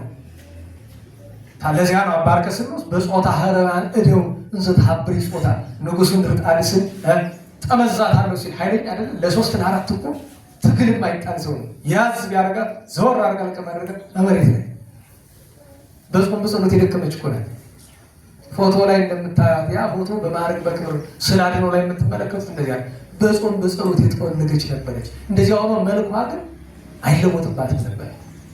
ለዚያ በጾታ ህሮ ያንደው እንዘ ተሀብሪ ጾታ እንብለ ትፍሪ ምንተ ብልዓተ ኮያነ ወሰይፍ ልሳነ ምንታ አለ ዘፈጸምኪ ስማ በይንተ ኢየሱስ ንጉሴ ኤፍራታ ሰላም ለኪ አርሴማ ምስለ እምኪ አጋታ ወለደናግል ሰላም ምስልኪ ዘቦታ ብሏል። አውራት የነበሩ ብዙ ደናግል ሰማዕትነት ስለተቀበሉ ያን ቀን ኢትዮጵያዊቷ እናታችን ቅድስት ክርስቶስ ክብራ በጸሎቷ ልክ እንደ አቡነ መባጽዮን ከሲኦል ነፍሳትን ከማውጣት የደረሰች ኢትዮጵያዊቷ ቅድስት ክርስቶስ ክብራ ያን ቀን ወልደ ነጎድጓድ ቅዱስ ዮሐንስ ዓመታዊ ወንጌሉን የጻፈበት መታሰቢያው ነው። ነባቤ መለኮት ቅዱስ ዮሐንስ በ30 ብዙ በዓላት ነበሩ። አንደኛው ትልቁ በዓል ቅዱሳን ሐዋርያት ጴጥሮስና ያዕቆብና ዮሐንስ የዘብዴዎስ ልጆች በማርቆስ ወንጌል 1:19 ላይ እንደተጠቀሰው ለሐዋርያነት የተጠሩበት ቀን ተዝካረ ጽዋዕሆሙ ይላል። ያን ቀን ቅዱስ አትናቴዎስ ስደቱን ወዚያ ያደርገናል። አባታችን አባ ገሪማ ተአምራቱን የአቡነ ገሪማ ዓመታዊ በዓል ነው። አቡነ አብሳሊ ታላቁ የደብረ ማርያሙ፣ አቡነ አሮን የገሊላው ሁሉም ወደ ኤርትራ ነው። አባ ሳሉሲ የደብረ ቀልሞም፣ ቅዱስ ጎርጎርዮስ የአርማንያው፣ እነዚህ ሁሉ ዓመታዊ በዓላቸው ነበር። በአንድ እናታችን ቅድስት አንስጣስያ በሕፃንነቷ በድንግልነቷ በገዳማዊ ሕይወት ተጋድላ እንደ ገዳማውያን የገዳማውያንን አክሊል እንደ ደናግል የደናግልን አክሊል እንደ ሰማዕታት ግፍ መከራ ተቀበላል። እኔ ዛሬ ዘመን ላለን ሰዎች ዘለፋ ነው። ያቺ 10 ምናምን ዓመት ብላቴና ክርስቲያኖች ሲሰቃይቷ አይታ መታገስ አቃታት። ንጉሱን ዘልፋ መከራ ተቀበለ፣ የሰማዕትነት አክሊል አገኘች። ዛሬ ቤተክርስቲያን ሁሉ ግፍ እየደረሰባት ይሄ ይሰነና አርገም ያለውን በማይገባ ተርጉሞ የኛ ዘመን ሰው ዝም ደህና ዋላችሁ። ዝም የሚገርማችሁ ነገር እንወቃቀስ። ቤተክርስቲያን ስትገፋ ዝም ይላል። አይ ይሄ ሰው ከአርመም ወደ ደረጃ ደርሶ ነው እንዳንለው እሱን ነካ ስታረፉት ይንጠረጠራል። አትንኩኝ እንደሚባለው እንዳንዱ አክተር ማለት ነው። እዛ አሜሪካ እንዳለ አትንኩኝ አራ መጀመሪያ መድረቁ አትንኩኝ ይልባል። ችግር ነው። ሰሞኑን ጎንደር ያሳለፈችው ነገር ይቀፋል። መድኃኔዓለም እንኳን አሳለፈው። በቤተ ክርስቲያን ስም መቴን ነው። ለጎንደር እንደ ጥምቀት የሚከብድ ነገር የለም። ጥንት ጥምቀት የጎንደር የበረከት በዓሏ ነበር። ዛሬ ደግሞ ከተማ ረድኤተ እግዚአብሔር የምታጣበት በዓል ነው። አንዳንድ ሞኛ አይጠፋም። ታቦቱ ወጥቶ ሲመለስ በረከት ታገኛለች እንጂ ታቦቱ በመኖሩ ነው በረከት መስጠት አቅቶት ነው ይዘው የምታገላጠው። በረከት የሚገኝ ታቦት በመውጣት ይመስላል። ለታቦቱ የሚገባውን ክብር በመስጠት ነው። ለታቦቱ ክብር የምትሰጠው ደግሞ ጨርቅ በማንጠፍ አይደለም። ልብህን በቆሻሻ ሞልተህ አረመኔ ሆነ ወንድምህን እየገደልክ ነው ለታቦት የምታነጥፍለት የምትጋርድለት። በደል ነው። ለቤተክርስቲያን እንለምናለን ብለው ለ3 ቀን ከተማዋን ምን አድርገዋት እንደሰነበቱ አይነ ስጋ ሳይሆን አይነ ልቡና ቢኖራችሁ ቢኖረን እናየው ነበረ። አዎ ወገኖቻችን፣ በተለይ ሊቃውንት እኔ ተንታ ሰው ነኝ። ለመቆም እንኳ ከፊታችሁ ካፌ አይደለም የምላችሁ። ነገር ግን በዚህ ዓለም በተለይ በመድረክ የሚደረጉ ነገሮች ሁሉ ነገር ከፊት ለፊት እንደምታዩት አይደለም፣ ከጀርባ ሌላ ነው። አባቶቻችን የሚሉት አንድ ጥሩ ጥቅስ አለ አይደል? ውስጡን ለማን ይላሉ? ተናገሩ። ለምን? ሰው ክፋቱን ሁሉ የማይደብቅ ለማን ስለሆነ ነው? አዎ ጻድቅ የሚመስልህ ሁሉ ቄሱ ሲያየው ያን ሰው አንተ እንደምታየው አይነት አይደለም። ለምን? ቄሱ ነውሩን ሊያውቅበታል። ካህን ግን ደግ ነውና አይነቀው፣ አይጠላው፣ ምስጢሩን አያወጣበት። ውስጡን ለቄስ የተባለ ለዛ ማስተዋል ይገባል። እና በእውነቱ እናታችን ቅድስት አነስጣስያ በረከቷ ይደርብን። እርጣንሶስና ቅድስት ማርያምን ተፍረት ነበረች። የቅድስት ማርያምን ተፍረትን ነገር አባቶቻችን ምን አሉ? 4 ነገር ተመስግኖላታል። 1 አርምሞ፣ 2 ትዕግስት፣ 3 ምስጢር ቃለ እግዚአብሔር መውደድ፣ 4 እንባ። አይደል? አልቅሳ እኮ መድኃኔዓለምን አስለቀሰችው አይደል? አሁን የእሷን ለቅሶ በግድ የሚያስለቅሰው ፍቅሩ ያራራዋልና ቸርነቱ ያራራዋልና ወሶበሪያን ዘትበች አለ ስታለቅስ አይቷ ማለባ ካይበ ጊዜ ኢየሱስ የታችን ያለ ለቅሶ እንባ ትችላለች። መልካም እንባ ነበራት፣ አርምሞ ነበራት፣ ትዕግስት ነበራት፣ ደግሞ ቃል እግዚአብሔር መውደድ ነበራት። ነገር ግን ማርያምን ተፍረትን የምታመሰግን ሁሉ ቅድስት ማለታን እንዳትነቅፉ። ሰባኪ ሆይ ቅድስት ማለታን አትንቀፋት፣ ተው። አንደኛ ደረጃ አይፈቅድም። ቅድስት ማለታን፣ ቅዱስ ጴጥሮስን፣ ቅዱስ ዳዊትን፣ ቅዱስ ዮናስን፣ ቅዱስ አዳምን ለመንቀፍ ደረጃ አይፈቅድም። በአንድ ጥፋታቸው የምትነቅፋቸው አንተ ኮተት ተሸክመህ ጥሩ አይደለም። አፈወርቅን ተመልክተው ስለ እነዚህ ቅዱሳን ሲናገር፣ አትናቴዎስን፣ ቄርሎስን ተመልክተው እንዴት አድርጎ ክብራቸውን ጠብቆ ከስህተታቸው ለማስተማር እንኳን ክብራቸውን ጠብቆ። ታዲያ በምግባር ከቅድስት ማርያም እና ከማረታ ማን ነው የሚበልጥ ቢሉ እኩል ናቸው። አይ ግድ እናበላልጥ ካልነ ማረታ ነው የምትበልጥ። እንዴት?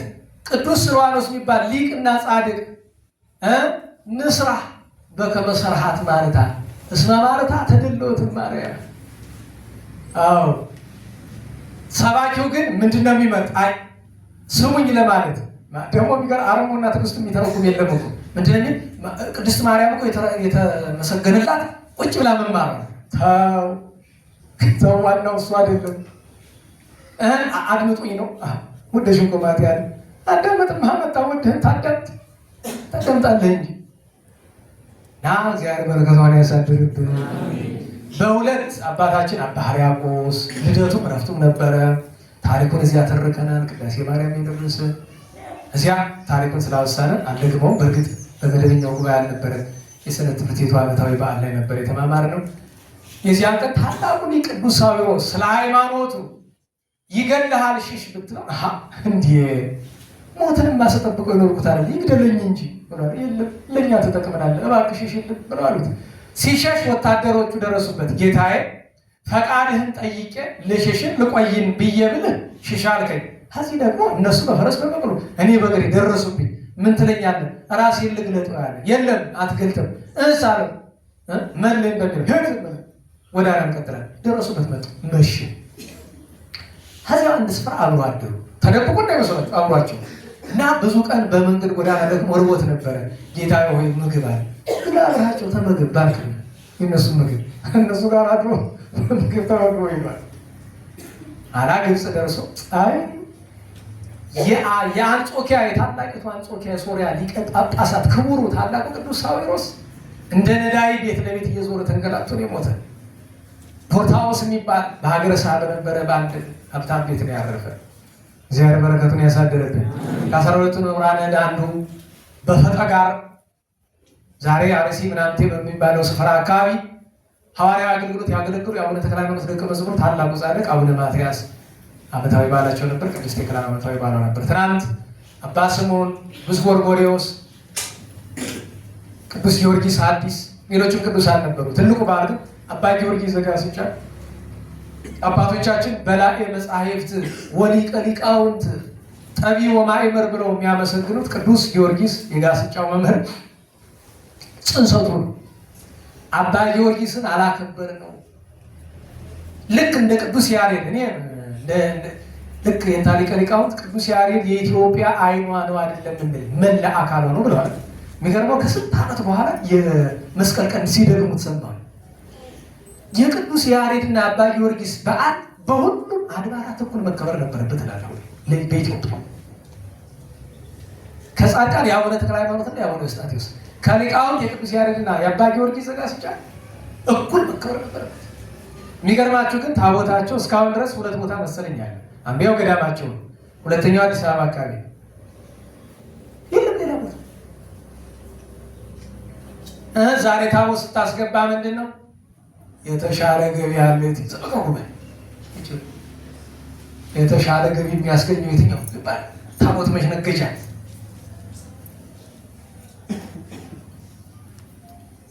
ቅር ያሰኛል። ምን አገባኝ እኔ ቅር ቢላችሁ እንዴት አገባኝ ብያችሁ የለም ቢመጣ ቢበዛ ታውቁታላችሁ። በቃ ሲቀር ይቀራል እንጂ አባቶቻችን ጋር ከፈጣሪያችን ጋር ቃል ኪዳን ነው። ስም ቃል ኪዳን ምንድን ነው? ወይ እውነት ነው ወይ ሁሉም ይቀር። ተለባብሶ ምናምን የለም አይምሰላችሁ። አዎ ታውቃለሁ። ብዙ ሰው ለራሱ የራሱን ስንቅ እያጠራቀመ ተቀምጧል። በስንቅ የምትድል መስሎሃል? ታውቃላችሁ። በገዛ ጽድቃችሁ ብቻ መዳን አትችልም። ሰው አስተማሪ ከሆነ ካህን ከሆነ በኋላ በገዛ ስራው ብቻ መጽደቅ አይችልም። ለምን? መንጋውን ያስበላ እረኛ አመለ ሸጋ ነው፣ መልካም ምግባር አለው ተብሎ ይመሰገናል። ነገሩኝ እንጂ ይነቀፋል እንጂ ምን ይመሰገናል? ቤተክርስቲያን ነው ብዬ ሰባ ራ እንግዲህ እኛ ምን እናደርግ ይባላል እንጂ ሰይጣን ነው እኮ ዞረ ስታላምን ትሆናለህ። ሰይጣን ነፍስን ሲያላምጠው እየዋለ እናስተውል ለማለት ነው። የአባ ጊዮርጊስ በረከት መድኃኔዓለም ያሳድርብን። ያን ቀን ቅድስት ታኦድራ የአርቃዲዎስ የንጉሥ የጻድቁ ልጅ ነበረች፣ በድንግልና የተመሰገነች። ያን ቀን ከኢትዮጵያውያን ቅዱሳት አንስት ቅድስት ኦሪና ቅድስት መብክዩ ዓመታዊ የሰማዕትነት በዓላቸው ነው። በ14ኛው ክፍለ ዘመን በሃይማኖት ምክንያት በተነሳ ክርክር ለሃይማኖት መስክረው ሁለቱም አንገታቸው ተቀልጧል። መናንያት ገዳማውያት እናቶች ናቸው፣ መነኮሳውያት ናቸው። ኋላ ደግሞ ሰማዕትነት ተቀብለዋል። ዛሬ በ4 ቅዱሳን ነገስታት አብርሃ ወአጽብሃ በአክሱም በኢትዮጵያ ወንድማማች ነው በአንድ መንበር ተቀምጠው በተፋቅሮ በሰላም የገዙ ሃይማኖተ ክርስቶስ በቤተ ክርስቲያን እንዲሰበክ ያደረጉ አቡነ ሰላማ ቅዱስና እንዲሾም ስብከተ ወንጌል እንዲስፋፋ አድርገው ከ100 በላይ አድባራትን በእጃቸው ሰርተው 12 መቅደስ ያላትን ደብረ ጽዮን ታቦተ ጽዮን የምትቀመጥባትን የአክሱምን የእመቤታችን ቤተክርስቲያን ሰርተው ታቦቷን ሊያመጡ ሲሄዱ ለተአምራት ታቦቷን በራሷ ተነሳ ወደ መንበሯ የተቀመጠችላቸው። ጌታ መጥቶ በአካል ተገልጦ ሲያነጋግራቸው የረገጠበት ቦታ ዛሬም ድረስ መካሄደ እግዚእ ይባላል። የጌታችን የእግሩ ምልክት ያረፈበት ባህሩ የነበረውን አድርቆላቸዋል። ድንቅ ታምራት አድርጎላቸው የተቀበሩበት ስፍራ ጸበል አፍልቆላቸዋል። ከኢትዮጵያ ቅዱሳን ነገስታት ለየት ያለ ክብር ያላቸው በአዲስ ኪዳን በጽድቅ የሚጠሩ የመጀመሪያዎቹ ናቸው። እናታቸው ንግስት አህያዋን ወይም ሶፊያ፣ እሷም በጽድቅ በቅድስና እናወሳታለን። አባታቸው ታዜና። እነዚህ ቅዱሳን 2 ነገስታት ኢዛና ሳይዛና ወይም አብርሃ ወአጽብሃ፣ አብርሃ መባላቸው ስላበሩ፣ አጽብሃ መባላቸው ከጨለማ ንጋትን ስላመጡ ተመስግነውበታል። ዛሬ ሌላ አባታችን ታላቁ ጻድቅ አቡነ በርተሎሜዎስ የደብረ ዘመዳው በዚህ በወሎና በአፋር ድንበር የምታውቁት ደብረ ዘመዳን የምታውቁ ከሆነ የእመቤታችን ቅዱስ ሉቃስ የሳራ ስላድማ ያለችበት ገዳም የሚገርማችሁ 30 ታምራት አሳትመን የነገርላቸው ብዙዎቻችሁ ያገኛችሁት አይመስለኝም እንጂ አሳትመን ለገበያ አብቅተናል። ለገዳሙ ማለት ነው። ገዳሙ ለገበያ አብቅቷል። እኛ አይደለንም ለገበያ በቃ እኛ ስራ ማሳተሙ ብቻ ነው። እኒህ ቅዱስ ጻድቅ በሸዋ ተወልደው አድገው በገድል ነው የአቡነ ተክለ ሃይማኖት የቆብ ልጅ ናቸው። በእድሜ ግን ከአቡነ ተክለ ሃይማኖት ይቀድማሉ በመወለድ። በገድል ሲኖሩ እድሜያቸው ወደ 200 ዓመት ረዝሞ ስለነበረ ከእነ አቡነ አፍቀረነ እግዚእ ጋር ተገናኝተው ነበር። እነ አቡነ ያሳይ ጋር ተገናኝተው ነበር። እነ አቡነ ዘካርያስ ዘገሊላ ጋር ተገናኝተው ነበር እና ሁለቱ ቅዱሳን ቆመው ሲጸልዩ ከአቡነ አፍቀረነ እግዚእ እግር ጸበል ፈለቀ፣ ከአቡነ በርተሎሜዎስ ግን ወተት ፈለቀ እና አለቀሱ። ምን ነው ቢሏቸው ሰይጣን ሲፈትነኝ እኮ ነው እንጂ እኔ እንዲህ ያለ ጸጋ የለኝም። ወዲያው ያኛው ጻድቅ ምን አላቸው? አይ እግዚአብሔር ለክብር ነው ያፈለቀው፣ ይሄ ሰይጣን አይደለም አሏቸው። ከገዳማቸው ሲጸልዩ እንደገና አሁንም ወተት ፈለቀ። አለቀሱ ለእመቤታችን። ምነው ካለቻቸው መልሽ ወደ ውሃ መልሽ። ለምን ሲባል በኋላ ዘመን ገዳሜ በዚህ ወተት ምክንያት የነገስታት የመኳንንት መራቆቻ ይሆንብኛል፣ ውሃ አድርጊልኝ ብሎ ጸበል ውሃ ሆኗል። በጣም ብዙ የሚገርም ተአምራት ሰርቷል። ከሁሉም የሚያስገርመው ነገር አባ መቃርስ 60 ዓመት ምራቅ አልተፋም ስለቆረበ አይደል? እርሳቸው ግን ከ100 ዓመት በላይ ምራቅ ሳይተፉ ኖረዋል። የጌታዬን ሥጋውን ደሙን ተቀብያለሁ ብሎ ማለት ነው። የኩኖ አምላክ የሰሯትን የእመቤታችን ቤተክርስቲያን 3 ጊዜ ፈርሳ በመስቀል ምልክት አማትረው ከወደቀችበት ያነሷት እሳቸው ናቸው። ቤተክርስቲያን ነው። እንዲህ ያለ አባቶች ቢኖሩ ዛሬ ከተማችን ባላረከስናት ነበር። ገንዘብ ልመና እየተባለ ብዙ ድንቅ ታምራት ሐዋርያዊ አገልግሎት በወሎ ዙሪያ በሸዋ ዙሪያ የሰሩ ቅዱስ ሰው ናቸው። ታምራቸው ተሰርቶ አያውቅም። ምስጢረ ሥላሴ በገዳማቸው ለማስረዳት እመቤታችን በዛፍ አብቅላላቸዋል። ዛፉ 3 ጥድ ግን የተያያዘ ነው። በነገራቸው ፎቶ ብታዩት ነው የሚገርማቸው። ጥሩውንም አለ ጥዱ 3 ነው ግን አንድ ነው። እንግዲህ ቆይ ፎቶ አሳያቸዋለሁ። ምስጢረ ሥላሴ ለማስረዳት ምሳሌ ጊዜ ሀጽጽ ነው ግን እንደዚህ እና አንድ ጊዜ ሁለት ታምራቸው ብቻ ነገራቸው። እሳቸው ካረፉ በኋላ ከገዳማቸው ከላይ ካለው ከላይ ከተራራ እንግዲህ መጠኑ ይሄ ነው ተብሎ አይመጠንም። ደንጃ እያናውጡ ይመጣል እንድንጉር በቃ እየተንከባለለ ማለት ነው። ቢመጣ ገዳሙንም ማፍረሶት ከታች ያለውን መንደር ይፈጀዋል። እና አበው ወጥተዋል ምንም ያለው ጨነቃቸው በጭም ይሄንን በነገራቸው ላይ ዘመናዊ ቴክኖሎጂ ነው ያቆመው።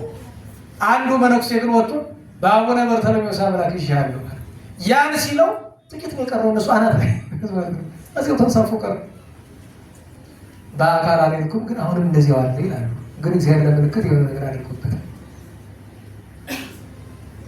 ሌላው ደግሞ ጥንቃቄ ያስፈልጋል። አንድ እመቤታችን የሚወዱ ቅዱስ እዚያው ገዳም ነበሩና አቡነ በርተሎሜዎስ ተከታይ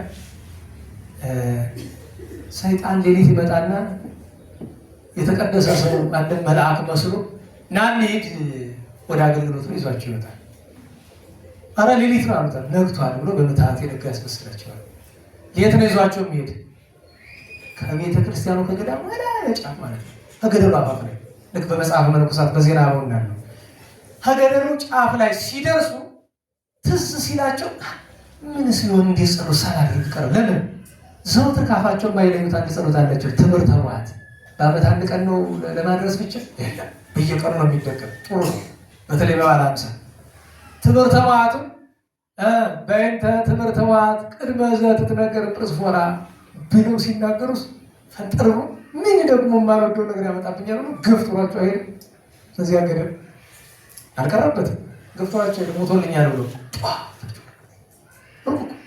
መነኮሳቱ ደንጃ ወደቀ መሰለኝ ምንድነው ብሎ ቢወጡ እሳቸው እርግፍ አድርገው እሳቸው እንኳን ሰው ደንጃ ምትትነው የሚወጣ እዚያ ላይ እግዚአብሔር በረከታቸውን ያሳደርብን። ዛሬ አፄ ካሌብን ታውቃላችሁ? ከልጆቻቸው አንዱ ጻድቁ ገብረ ክርስቶስ ይባላሉ። መንነው ዛሬ ረፍታቸው ይታሰባል። ሌላኛው ገብረ ክርስቶስ ሮማዊ፣ ሌላኛው ዮሐንስ ሕጹብ፣ ሰማዕቱ ቅዱስ ባቆስ፣ ሐዋርያው ቅዱስ ሐናንያ በግብረ ሐዋርያት ምዕራፍ 9 ያለው እነዚህ ሁሉ ዓመታዊ በዓላቸው ነው። እግዚአብሔር የሁሉንም በረከት ያሳደረብን። በነገራችን ላይ ሐዋርያው በርተሎሜዎስም ዛሬ ይታሰባል። ነገ 5 ነው አባታችን ገብረ መንፈስ ቅዱስ ዓመታዊ በዓላቸው። ሌላ የመስቀሉ ወዳጅ የቅድስት እሌኒ ወዳጅ ቅዱስ ኪራኮስ ዓመታዊ በዓሉ ነው። እናቱ ቅድስት ሐና። ሌላ ሐዋርያው ቅዱስ ያዕቆብ እንደ እልፍዮስ። ሌላ አርዮሳውያን የገደሉት አባ ጳውሎስ የቁስጥንጥንያው። ሌላ ነገ ጻድቅ ሰማዕት ንጉሥ የኢትዮጵያው አድያም ሰገድ አፄ ኢያሱ ዓመታዊ የዕረፍት በዓላቸው። በ6 እናታችን ቅድስት ሐና ነቢይት፣ አባታችን ሐዋርያው ቅዱስ ዲዮናስዮስ፣ ነቢዩ ቅዱስ ዕንባቆም፣ ኢትዮጵያዊ ጻድቅ አቡነ በጸሎተ ሚካኤል፣ ታላቁ ከተሳቱ ቅዱሳን አንዱ አባ ጰንጠሌዎን፣ ሌሎችም ቅዱሳን ዓመታዊ በዓላቸው ነው። በ7 ጻድቁ አባታችን አባ ባውላና አባ ሕዝቅኤል በስምንት ታላቁ ባሕታዊ በእኛ ጎር ስለኖረው አባ አጋቶን፣ እናታችን ቅድስት ሶስና፣ ሌሎችም ቅዱሳት የዚያ ቀን ዓመታዊ በዓላቸው አለ። በዘጠኝ ቅዱስ እስጢፋኖስ ሁለተኛው የአንጾኪያ ቀዳሜ ሰማዕቱ፣ ትሑት ጳጳስ የነበረው ቅዱስ አትናሲዮስ የአንጾኪያው ዓመታዊ በዓሉ ነው። ሐዋርያው ቅዱስ ቶማስ፣ ቅዱስ ስምዖን፣ ቅዱስ ሊባርዮስ፣ ሌሎችም ቅዱሳን ዓመታዊ በዓላቸው። በ10 ኢትዮጵያዊ ጻድቅ አቡነ ዮሐንስ፣ ታላቁ በመነኮሳት ሐረገ ትውልድ ከፍ ብሎ ስማቸው የሚጠራ አባ ኤስድሮስ፣ ታላቁ አባ ኤስድሮስ፣ ዮሐንስ ቀሲስ፣ ሰማዕቱ ቅዱስ ሰርጊዮስ፣ ቅዱስ አውማንዮስ ዓመታዊ በዓላቸው። በ11 እናታችን ቅድስት ጲላግያ፣ አባ ያዕቆብና ኢትዮጵያዊ ጻድቅ አቡነ ኤልያስ ናቸው። የዛሬ ሳምንት በ12 አንደኛ የቅዱስ ዳዊት ዓመታዊ በዓሉ ነው። ቅዱስ ዳዊት ሲመቱ ነው። ሁለተኛ ወንጌላዊ ቅዱስ ማቴዎስ እረፍቱ ነው። ሶስተኛ ሊቁ ቅዱስ ድሜጥሮስ እረፍቱ ነው። ያን ቀን ሌሎች በዓላትም አሉ ከቅዱስ ሚካኤል ጋር። በተጨማሪው ግን የዛሬ ሳምንት የዝክረ ቅዱሳንን የዚህን ጉባኤ 11ኛ ዓመት ምስረታ እናከብራለን። የምንጀምርበት ያው 10 ሰዓት ምንም የተለየ ነገር የለም። ምክንያቱም ፕሮግራም የሚኖረን የተለየ አንድ የበገና መዝሙር አንድ የወገኑ እረኛ እሱም ብቻ መዝሙር አንድ ይኖራል። ሌላ ነገር አንድ በገና ነው ያለው። ከዛ ውጭ የንታ ከተመቸዎት ልደውል ነበረ። ክብረ በዓል ነው ባኮ ያስተምሩ። በዚሁ መቼስ ነውር ነው ሰው ሲመጣ እንደዛ አይባልም። ተሂዶ ነው የሚጠየቅ። ግን እሳቸው እንዲያ ስለማይሉን ችግር የለውም። ባኮ ሳምንት ግድ ነው። ምክንያቱም የዚህ ጉባኤ የሰነቱ ሰብሳቢ ነው። አንደኛ ይወቀሳል፣ አላገለገሉ። ሰነቱ ትምህርቱ በጣም አገልግሏል። ዝክረ ቅዱሳን ግን አላገለግሉ፣ ይወቀሳል። ስለዚህ ሳምንት ትምህርት የሱ ነው። ጨረስነ ስማማሉ። እሺ ወይ በሉ አለ ሌላ ሰው ለመድብ በክብረ በዓሉ የማስተማር ስለሌለብኝ እሺ። ስለዚህ ትምህርት በሳቸው አለ። ማጠቃለያው የቅዱሳኑን ነገር እንነጋገራለን። ስለዚህ እንደዚያ ከዚያ የሚቀድም ግን አንድ ፕሮግራም አለ። ቅዳሜ ረፋድ 2 ሰዓት ላይ አደባባይ ተክለ ሃይማኖት ሁልጊዜ መታሰቢያ ስናደርግ የምስረታ በዓሉ እንደዛ ድሮ ሰንበት ትምህርት ቤት ላይ ዛሬ አለመች ያለ እንጂ እንደዛ ይደረግ ነበር እና አደባባይ ተክለ ሃይማኖትን እንጎበኛለን፣ ታሪኩን እንነጋገራለን፣ አባቶቻችን የሚነግሩንን እንሰማለን፣ እኛም ተጨማሪ የምንናገር ካለ ስለዚህ 2 ሰዓት ኦን ታይም እዛ እንገኝ። እዛው አደባባይ ተክለ ሃይማኖት እግቢ ይውላል ማለት ነው። አንዳንዱ መግባት የማንችል የምትሉ ካላችሁ ከበሩ ናችሁ። እንግዲህ በሩ ናችሁ የሚባለውን ማዳመጥ ነው። ጠባብ ስለሆነ ግቢ ከበሩ ወደ ውስጥ ሳትገቡ ከውጭ መድረስ ትችላላችሁ። የማትገቡ ሰዎች በውጭ መሆኑ መግባት የለም። ይሄው ነው እንግዲህ ያለን ነገር። ስለ መድኃኒዓለም ሁላችን የዚያ ሰው ይበለን። ማጠቃለያው ምንድን ነው ካላችሁኝ፣ አልተቀበላችሁኝም ነው አይደል? እርሳችን መድኃኒታችንን ስለመቀበል ቅድም አንድ ነገር ብለናል። ጌታችን ወደዚህ ዓለም በመጣ ጊዜ ወገኖቹ አልተቀበሉትም። አለመቀበል ከተባለ ግን ከዛ በኋላ ስለመቀበል ጌታችን ሐዋርያቱን ሲልካቸው ምን አለ? ዘኪያከሙ ተወክፈ ኪያየ ተወክፈ፣ እናንተን የተቀበለ እኔን ተቀብሏል፣ እኔን የተቀበለ የላከኝን ተቀብሏል። ሰሞኑን አንድ መናፍቅ የሆነ ነገር ሲናገር በኢንተርኔት ሲዘዋወር አይታችሁ ይሆናል። ሰውየውን ባለፈው መናፍቅ ብዬ ስለተናገርኩኝ የጉባኤ አስተማሪዎቹን ወጥተው የሰደቡኝ። ለምን መናፍቅ አልከው ብሎ እመቤታችን ስለተሳደበ ላት ክርስቶስ መድኃኒዓለም ስላቃለለ ሎቱ ስብሐት ሲኖዶስ ያላወገዘውን ለምን መናፍቅ ትለዋለህ? ተጋግባል መምህር በፀሐይ ተላቱ ያሉትን ነግሬያቸዋለሁ አይደል? በአዲስ ምንፍቅና ካልመጣ በቀር ሲኖዶስ ካወግዘኝ አንጠብቅም። በግዕዝ አርዮስ ከመጣ ሰለስቱ ምዕት አውግዘውታል። በግዕዝ ሰባልዮስ ከመጣ 150 ሊቃውንት አውግዘውታል። በግዕዝ ንስጥሮስ ከመጣ 200 አውግዘውታል። በቃ ቃሉን ደግሞ አባ ጊዮርጊስ ዘጋስጫ በመጽሐፉ ዘርዝሮታል። በመጽሐፉ ምስጢር ምን አለ? የቅዱስ ዮሐንስ ወንጌል ምዕራፍ 14 ላይ ያለውን ዋልቦ ዘይመጽእ ኀበ አብ ዘእንበለ ኀቤ ያለውን ወደ አብ መድረስ የሚቻለው በጌታ አልፎ ነው እያለ ጎዳና አልፎ ክፋቱን ተመልከቱት። እንደ ሌሎች እንደ ጴንጤዎች ከኔ በቀር አላለ። ያችን ማለት ይጋለጥ ነው። ምን አለ? በኔ በቀር። በኔ በቀር ምን ማለት ነው? ዘእንበለ ኀቤ በኔ በቀር ምን ማለት ነው? በኔ አልፈ ወደ እሱ እንዴት ያላመን እንዴት አንድ ክርስቲያኑ ነው በኢየሱስ ነው ተስላል በኢየሱስ አልፌ ነው ወደ አብ ምደርስ። በማርያም አይደለም ባቲስ አይደለም በኢየሱስ ብቻ ነው አልፌ ይደርሳል። እና አላምን አለ። አቤት አልጎ የሚንቅ የጉባኤ ሰዎችን እስቲ የጉባኤ ሰዎች መመራር ካላችሁ እንውጣና እንከራከር። ልክ እንዳሉ ስላም ምን አለ? ሊቃውንትን ስራን አምጡልኝ። አዲስ እስላም ኦርቶዶክስ ነው ሰለሞን ሊቃውንትን ስራን አምጡ። ልጆች ሰምተው ጠሩኝና ተዛላው እስቲ ያሳዩኝ። አዩ አላ እንኳን በነፍስ በስጋ እኮ ራሱ ኩርማን ነው አላኔ እንደው በሞቴ እንደው እንኳን እሳቸው እኔም አልገባህም ነበር ላንተ ግን የትልቅ ሰው ስም ጠርተሃልና ሳላሳፍርህ አልሄድም። 2 ቀን ነው የወሰደብኝ። እሱ የሚጠይቅ ከራሱ እንዳይመስላችሁ አህመድ ዲዳት የሚባል መድኃኒዓለም የሚፈርድበት አለ በዛ በታች አለ። እሱ በመጽሐፍ ቅዱስ ላይ 10 ጥያቄዎች ምናምን ጥያቄዎች አሉ ማለት መጽሐፍ ጽፏል። የዛነውና እና ምን ብሏቸዋል? እሱ ክርስቲያኖችን መመለስ አይችሉም ብሏል። ሲጠይቅ መልስ ሰጥቼ ዝም የማልፈው እንዳይመስላችሁ ይስማማሃል ነው ይመልስ። አዎ ካላለኛል ለዛ ነው 2 ቀን የወሰደብኝ። ለ10 ጥያቄ 2 ቀን የወሰደብኝ። ተስማምቻለሁ እስከሚመልስ 10ሩን ጠየቅን። ግራ ተጋባ። ለምን መልስ የለውም ብለው ታላነሱ አላ መጨረሻ ላይ በእኔ ተራ ነው 9 ጥያቄ ቁርአን ላይ ላነሳብን ኦሬ ቅርብ ለምን ስም ኦሬ ያለው ዝም ብዬ ጥያቄውን ልስጥ ሂድና ጠይቃቸው። ይነሱ ስትጠይቃቸው የሚመልሱን ወይ ያንቃል ወይ ይሰድባል ወይ ክፉ ይናገራል። ይህ ጥያቄ ብትጠይቃቸው ያን ጊዜ እውነቱን ተረዳ። ሄደ ተመልሶ አልመጣም፣ ጠፍቶ ቀረ። ለምን እንትን ወደ ክርስትና እንዳይመለስ አግቶ ያዘው ጸላይ ያለ የክደት ጋኔን ይዞታል። ወደ እስልምና እንዳይቀር ስተቱን አየ። መሀል ሜዳ ሲሆን አገር ጥሎ ጠፋ። ለምንድን ነው የጠፋ? ትልቅ ወንድምየው ተከራከረ። ከተረታና ኦርቶዶክስ አሉን እገላለሁ ብሎታል። ለምን ሊቀልቃውን ተናከራከሩ ሲል ተበሳጭቶ ግን መምህር አምጥቼ ብትረታ እገላለሁ ብሎታል። ትልቅ ወንድም እገላለሁ ውሉ ሰድ ብሎታል። ውሉ ሰድ ብትረታ እና ባታምን እገላለሁ። ሱሪ ጥሩ ነው ግን ጠፋለች። እንዴት ዋላችሁ? ኧረ እንዴት ዋላችሁ? እና በእውነቱ ያው ሰዓት እንዳይመሽብን ወደ ጉዳያችን ቶሎ እንመለስና እንደዚህ ብሎ ሲናገር ጌታችን በእኔ በቀር ማለት በእኔ አምላክነት እኔን አምላክ ወልደ አምላክ ወልዳ ወልደ ማርያም እኔን እግዚአብሔር ሳይሉ አባቴን ማመን አይቻልም። እኔን ሳያምኑ አባቴን ማመን አይቻልም ማለት ነው እንጂ በጌታችን አልፈን ነው እንደ ወደ እግዚአብሔር መንገድ ወይስ ሎቱ ስራት በር አደረገው እንዴ? እዚህ እንደ ስጋው ይበራል ከምትሄድበት እኛ የምንሄድ ወደ ማን ነው? ወደ አብ፣ ወደ ወልድ፣ ወደ መንፈስ ቅዱስ ነው።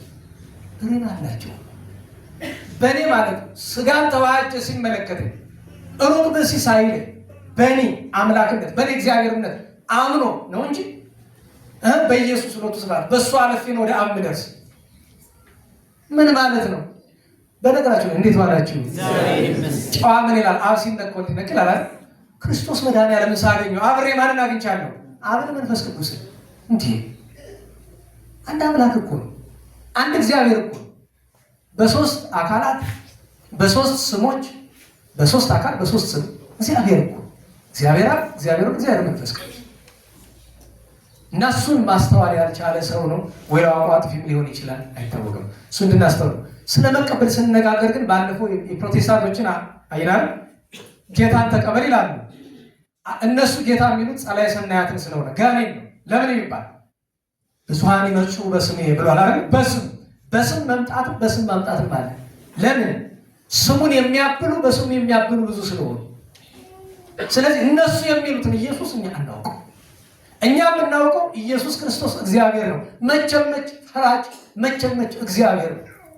ከባሕሪ አባቱ ከአብ ከባሕሪ ከመንፈስ ቅዱስ ትክክል ነው።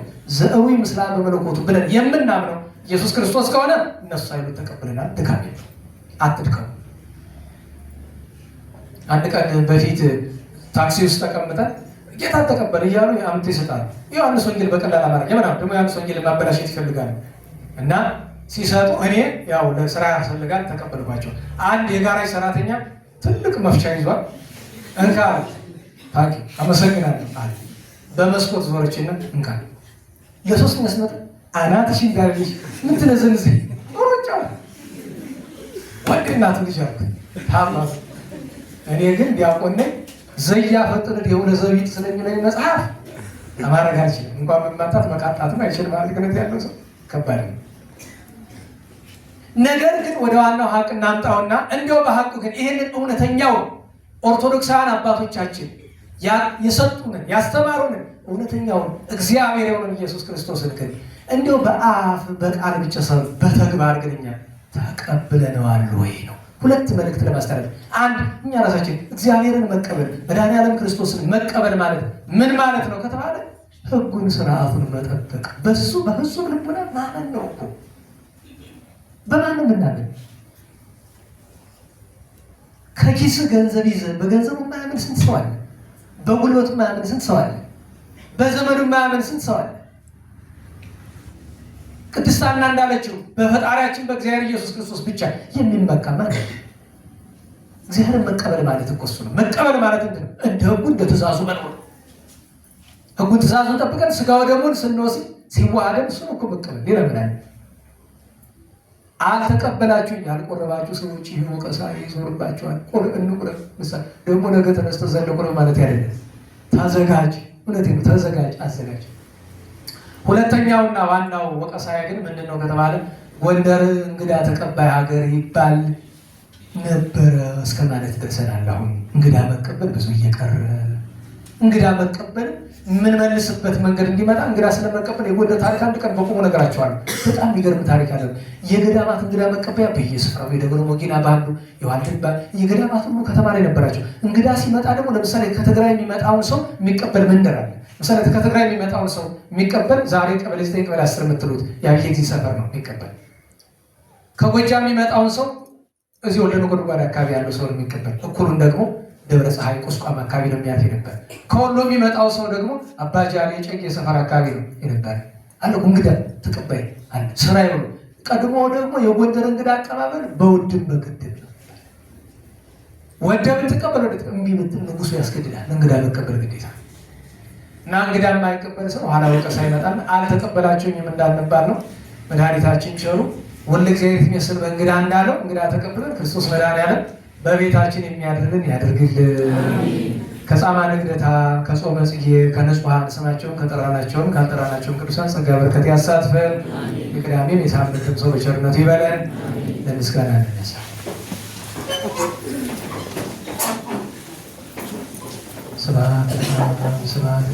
ስብሐት ለመንፈስ ቅዱስ ስብሐት ለአብ ስብሐት ለወልድ ስብሐት ለመንፈስ ቅዱስ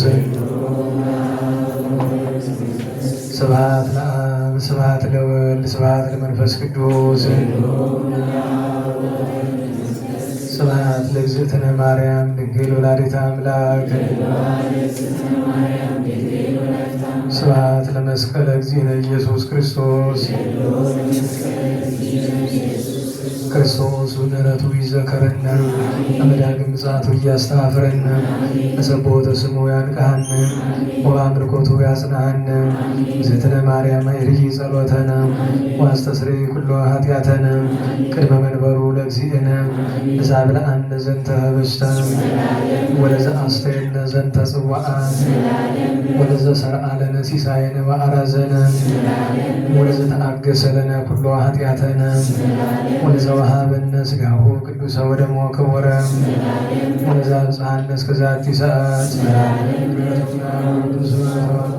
እግዚአብሔር ልዑል ወለወላዲቱ ድንግል ወለመስቀሉ ክቡር ተአምኖት ይሰብሐ ስሙ ለእግዚአብሔር ወትረ በኩሉ ጊዜ ወበኩሉ ሰዓት ስብሐት ለአብ ወወልድ ወመንፈስ ቅዱስ ይእዜኒ ወዘልፈኒ ወለዓለመ ዓለም አሜን።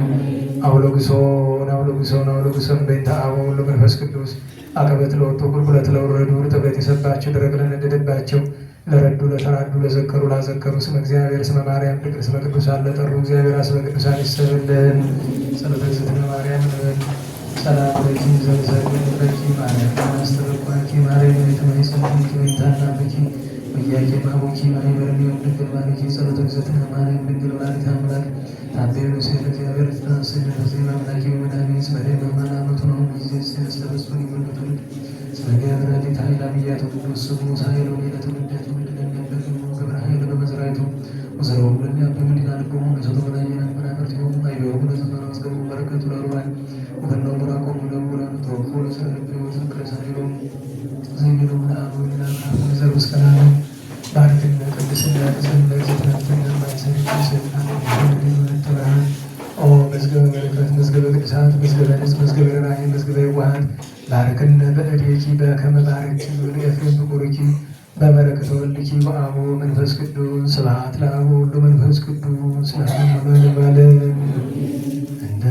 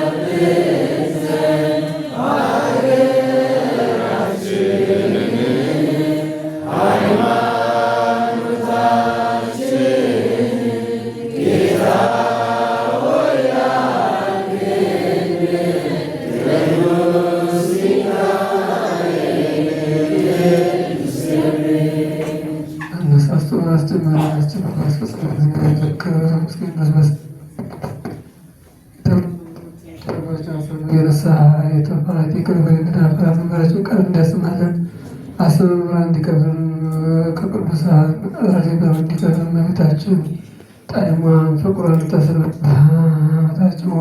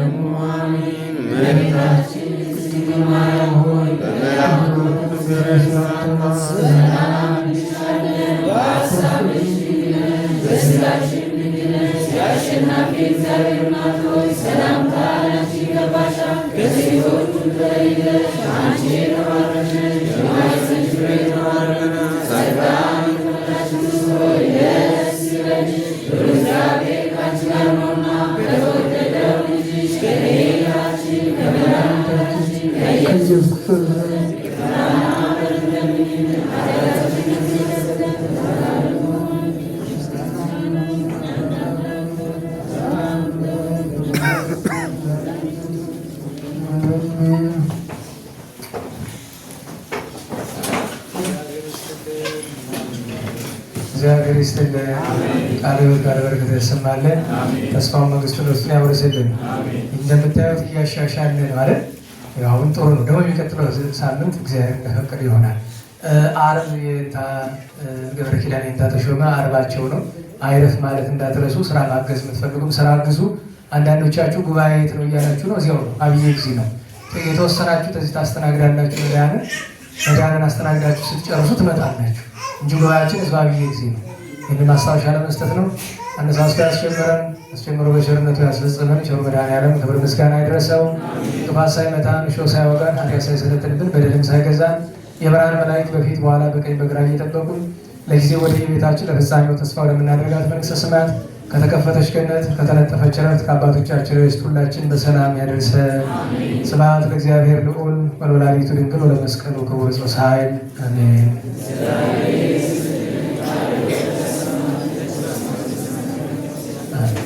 የመሸባችሁ መሄድ ትችላላችሁ። ሌሎቻችሁ ይዘምራል። ጸጋ የሳይነ